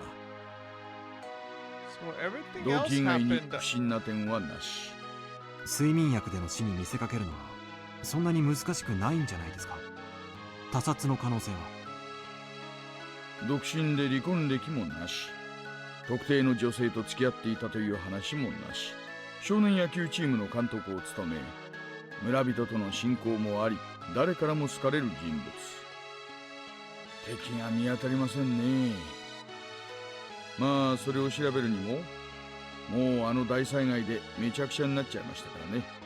今となっては彼の身辺を調べようもありませんが。それでフルでリカの死は？その当日です。昼頃に神社に訪れた村の老人たちがフルでリカの死体を発見しました。他殺？ああ、話す前にそのイカそうめん食べちゃっといた方がいいですよ。無体な死に方？ Ooishi nodded firmly. 死体は神社の境内、賽銭箱の脇でした。もっとも閉めたのは他の場所でしょうね。全裸で裸足。足の裏は汚れてませんでしたから。愉快犯の犯行？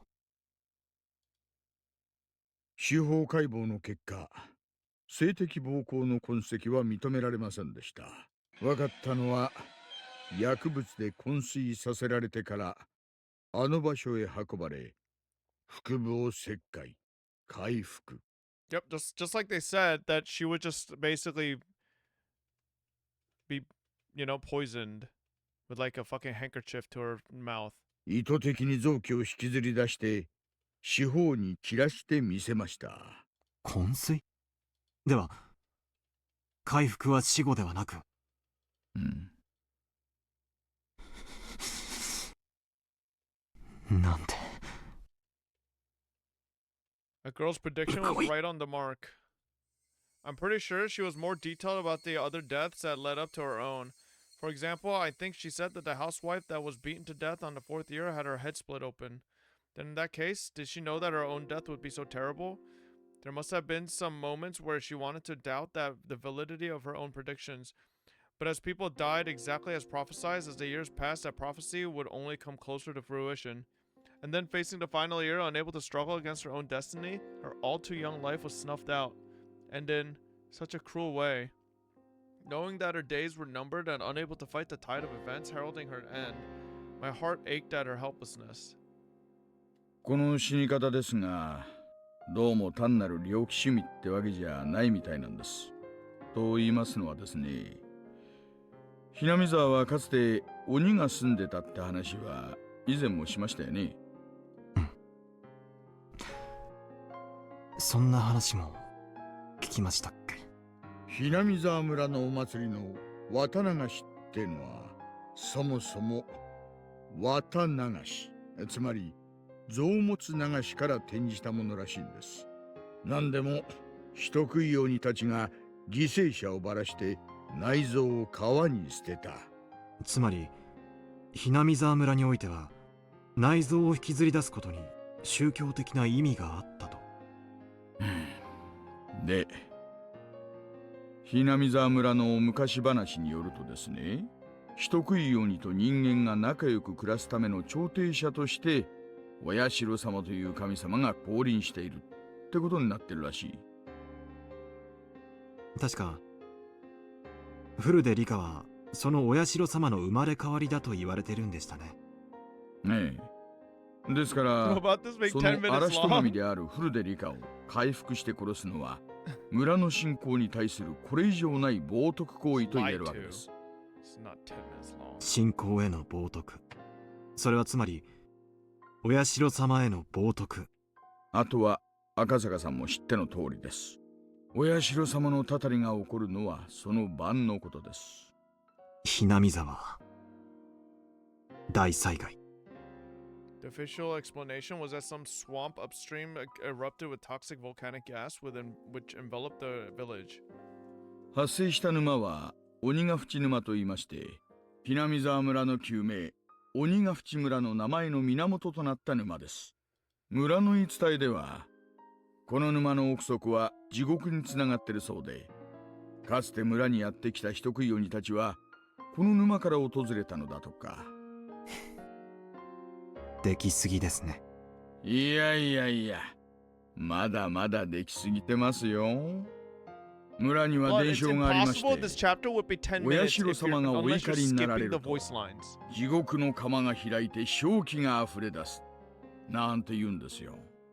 村人にとって地獄というのは沼の底のこと。つまりそこから正気があふれ出して村を襲うということ。そう。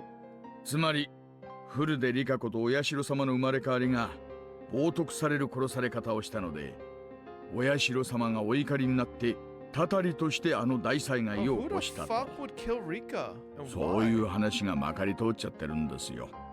つまりあの大災害は人為的なもの。確かに話ができすぎてますからね。お社様のたたりが実在せず、本当の偶発的事故でもないってんなら、そう疑いたくもなりますよね。A wry smile formed on Ooishi's face as he listened to my absurd take on things. He wore an expression as though, even if it were absurd, there was a time he had thought the same thing as well. 村の信仰をめぐって狂信的な一派があったと仮定し、彼らがお社様のお怒りがあるような状況を作り出し、大災害を実行してみせた。もちろん私も一度ならずともそう考えたことはあります。ですがひなみ沢村がいかに小さい村とはいえ、それを一夜にして抹殺するなんてどう考えても現実的じゃないです。The gas eruption was believed to have happened around 2 a.m., several hours before dawn. In that short amount of time, going around and killing all the villagers in a way that made it look like poison gas didn't seem feasible at all. ガスの発生した沼もまた宗教的な意味がありましたよね。だとしたら沼に何か仕掛けがあって、神の裁きをいつでも再現できるような何かがあったとか。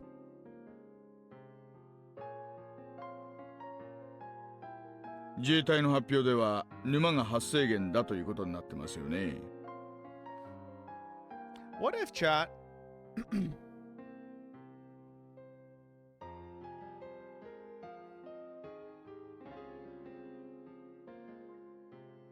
What if, instead of poison gas, right, this is all around Watanagashi, right? And pretty much around oh no, Keiichi's parents died and they didn't go to the festival. Like, I'm wondering, what if Irie worked with whoever was behind everything and basically poisoned like a water source or something that everybody would, you know, guaranteed consume, but it was like a delay, like it was, I don't know, you know, and poisoned the entire village at the same time. 調査チームとかが詳しく調べた上での発表ですからね。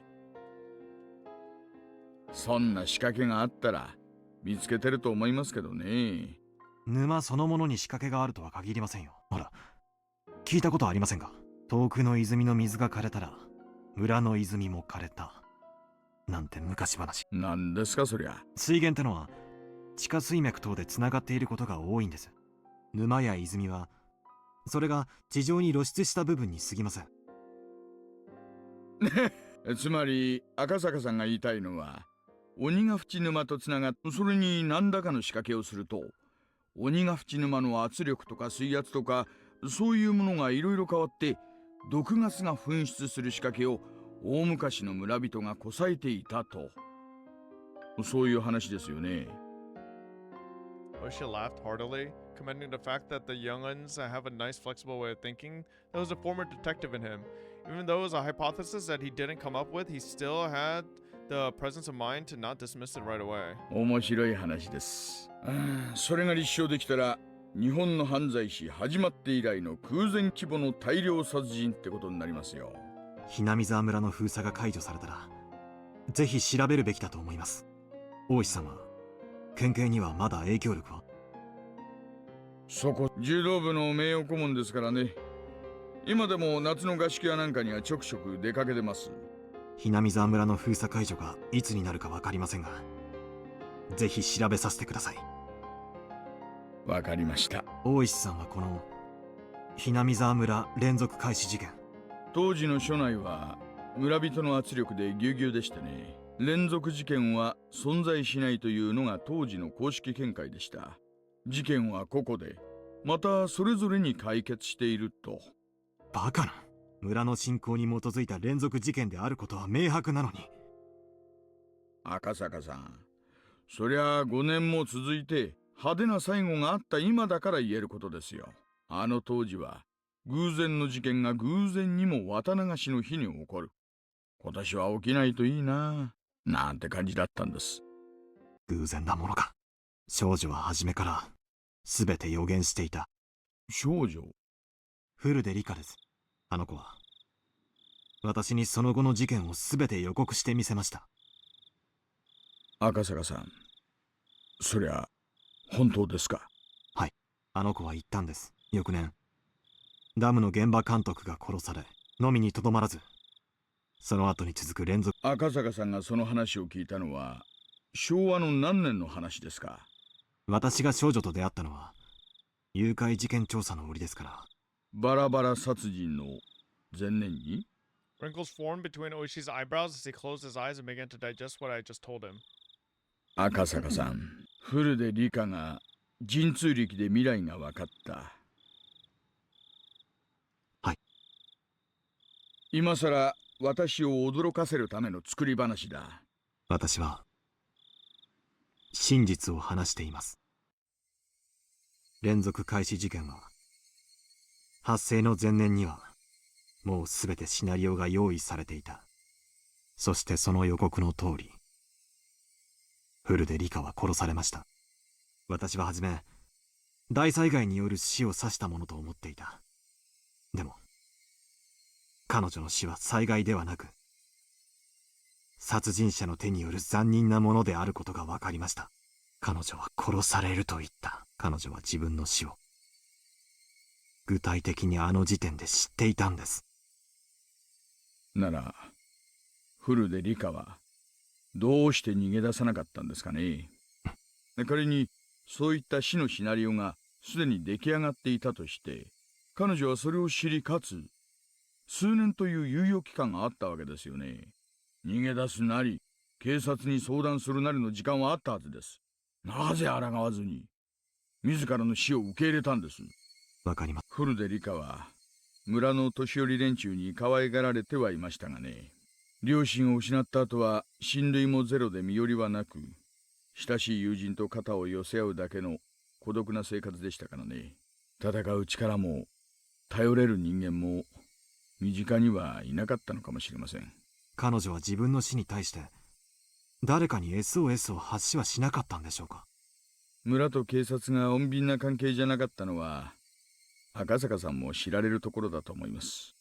少なくとも私の耳にはフルでリカが自身の身柄の保護を求めてきたという情報はありません。あるいは自身が宗教的な生贄にされることに対し定感というか達観というか、そういうものがあったのかもしれませんね。そんなはずはない。I spoke decisively. At that time, she said it. She had definitely said that she wanted to live happily, that she wanted to spend her time surrounded by her dear friends. She had given up on life. She had hoped to keep on living. At that moment, I became dumbstruck. どうしました赤坂さん I fell into silence. Ooishi folded his arms and began murmuring in contemplation again. Eventually, he stood up and headed towards the hallway to find a hostess, yelling that he wanted a pen and paper. When Ooishi, noisy, even though he was just thinking, left, the room immediately fell into a chilled silence. I stood up. It was then I realized that I was drunk enough to be unsteady on my feet.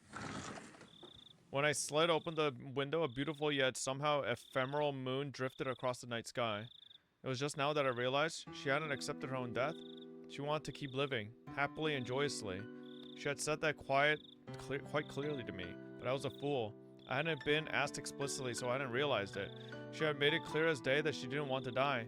Wasn't that her cry for help? She didn't say as much that she wanted help. But even given that, it wasn't as though she wasn't looking for salvation. Without any family and unable to trust the police, she instead told somebody without any relation to the village, somebody from a faraway place, me. Help me. She had gone around and cut the phone cords. If I had made that phone call and learned of Yukie's death, I probably would have fallen into despair. If I was in that state, even if she was looking for help, her cries would have fallen on deaf ears. That's why, knowing everything, she had cut the phone cords. She wanted even a little time to seek help from me. Ooishi, just before now, had lamented that one of the young officers gotten mixed up in a case, having been erased because he wasn't there. I was feeling the same way. If only I was there in June of 1983. I could have protected her. In 1983, it would have been 5 years since the kidnapping took place. While raising the only daughter, Yuki had left me, putting all my youth and passion into my work, honing my wits and courage, wrestling with difficult cases. Nothing like my failing during the kidnapping incident would have occurred. I wouldn't have been slow to react in a one-on-one fight, and by that point, I jumped into a foreign mafia-run gambling parlors where I'd learned to deal with automatic weapons, let alone handguns. I'd grown so much that in 1983, I couldn't have been even compared to how I was in 1978. That's why, if I was by her side, I should have been able to save her life. No matter what conspiracy or foul plots drew near, I definitely would have protected her. She, even though sounding resigned, should have still been able to ask me for help. I just didn't realize it. I couldn't realize it. Just as I wouldn't realize it if I was told of Yuki's accident, I wasn't able to realize it. I wanted to cry. If I had taken her words to heart, I would have prevented Yuki's accident. And I would have been able to protect a girl to whom I owed a debt from even a predetermined death. She must have been expecting that from me. I learned about the disaster while watching television in my house. Until I learned about that, I had forgotten about Hinozawa. In order to recover from the shock of Yuki's death, I tried to remove everything about the place from my memory. What an ungrateful fool I was. Even though in exchange for saving her, the girl had told me of a way to save Yukie, I was unable to accept her gratitude, and now here we were. She hadn't died in her sleep due to a natural disaster. She was split open while still alive, killed while suffering the disgrace of having her organs torn out. She must have known beforehand that on that day, on that year, she would be killed in such a terrifying way.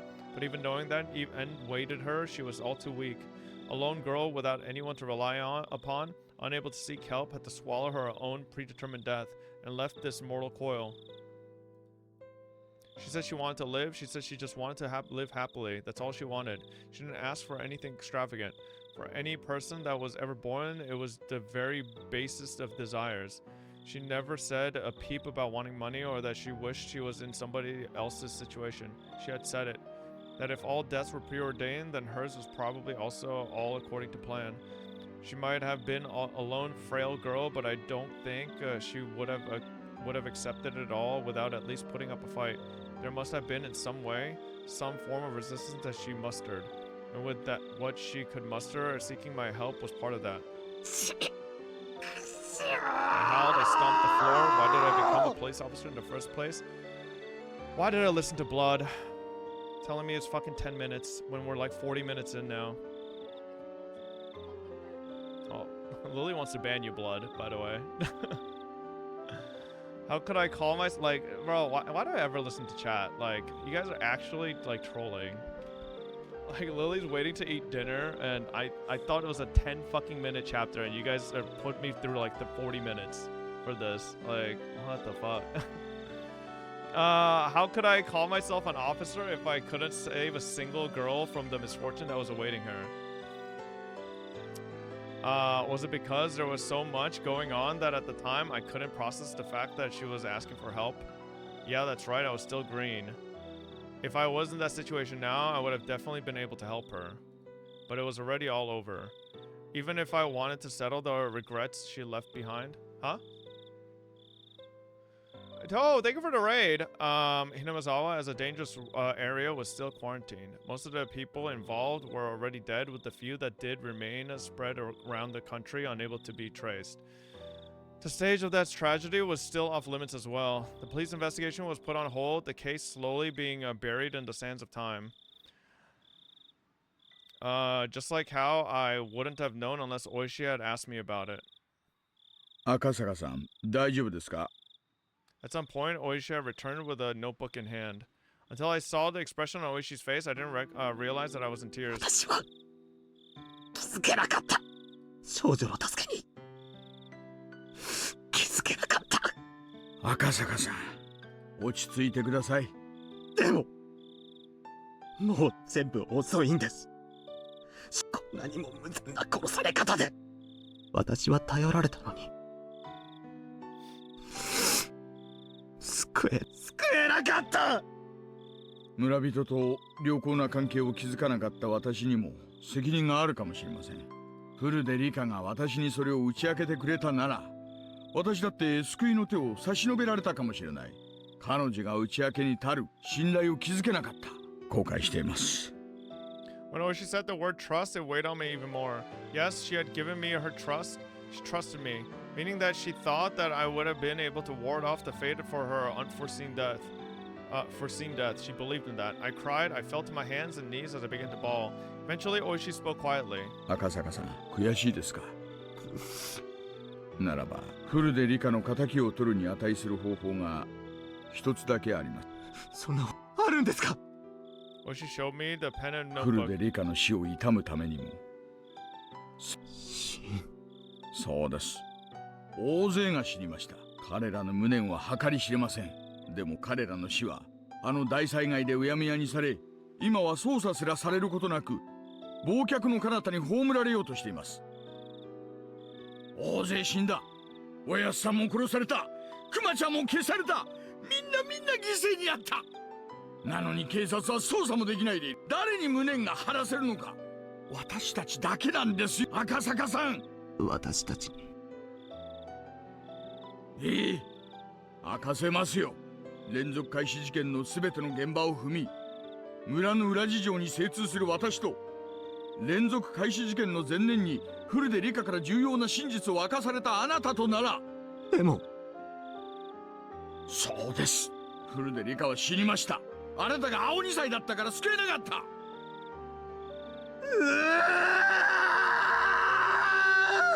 Ooishi grabbed me, who was a wreck, and lifted me firmly by the lapels. だからその償いとしてあなたの話が事実なら、全ての事件は計画という。そうならば調べ方は全然変わってくるんですから。私は今夜をかけてあなたと私の持つ全ての情報をノートにまとめ、明日の朝一番であの事件を終わらせるものか絶対に暴いてやるんです。 Skipping? Blame blood, bro. Like... It wasn't even just blood. There was other people saying it was only 20 to 30 minutes. Like, I don't know in what universe this chapter is 20 to 30 minutes either. Like, what? あれから数年が経過しましたが、時効ではない。捜査は中断であっても終了ではない。まだ続いているんです。続けさせるんです。ええ。やりましょう。大石さん、このまま終わらせたりなんかしない。絶対。私たちがこの真相を暴いてみせるんです。絶対に。I demonstrated my resolve to Ooishi by crying out those words, and just then, Papa. Sliding door behind me opened and Miyuki revealed herself while sleepily rubbing her eyes. My shouting must have woken her, then she rushed over to me. どうしたの、パパ？泣いてるの？なんでもない。なんでもないよ。I tried hard to smile while wiping away my tears, and though Miyuki looked like she was about to cry herself, she extended her little hand to me. 大丈夫？また怖い夢を見たの？泣かないで、パパ。And when she makes that gesture toward me, I saw the figure of another girl overlapping with her, and her innocent gaze and innocent expression felt frustratingly nostalgic, filling me with painful torment. A girl who couldn't be here because I didn't reach out to her. She borrowed my daughter's body to offer me words of comfort. 赤坂、泣かないでくださいなのです。 It might be a hallucination. Maybe a convenient illusion formed from my selfishest dreams. However, that was her voice. I'm certain I heard it. Rather than blaming me for my mistake, she was compassionate.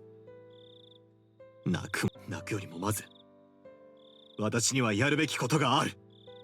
みゆき、パパはね、お前が生まれる前にひなみ沢ってとこ。天使？本当に？ああ、可愛くみゆきにも合わせてあげたかったな。 Right? That's already an impossible wish. That future is already gone. へえ。じゃあみゆき、その子とお友達になりたい。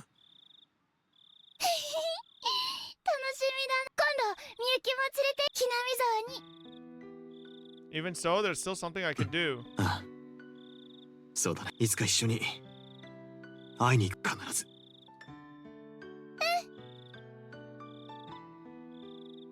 Someday, I'm sure we'll see her again. That summer, the Higurashi cried in Himazawa.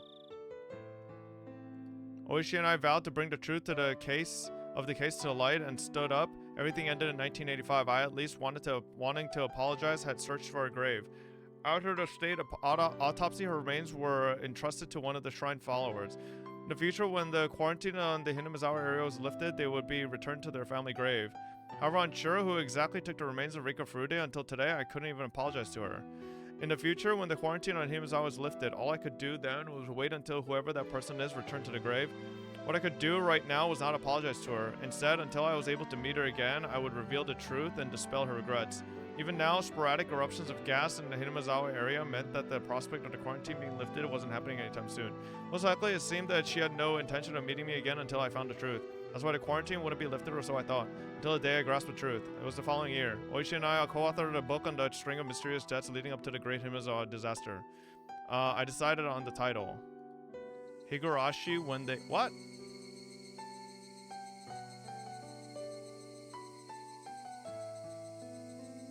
That was because for those few days I was in Hinamizawa, the sound that I remembered the most was the cry of the Higurashi.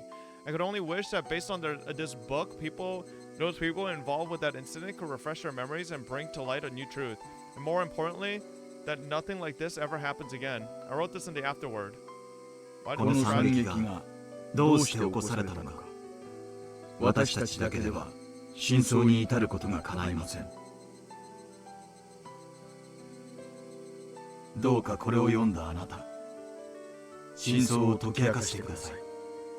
それだけが私たちの願いです。 True, this is also what Keiichi wrote on the clock in chapter 1. This year, the quarantine on Hinamizawa still hadn't been lifted. Okay. Higurashi chapter 4.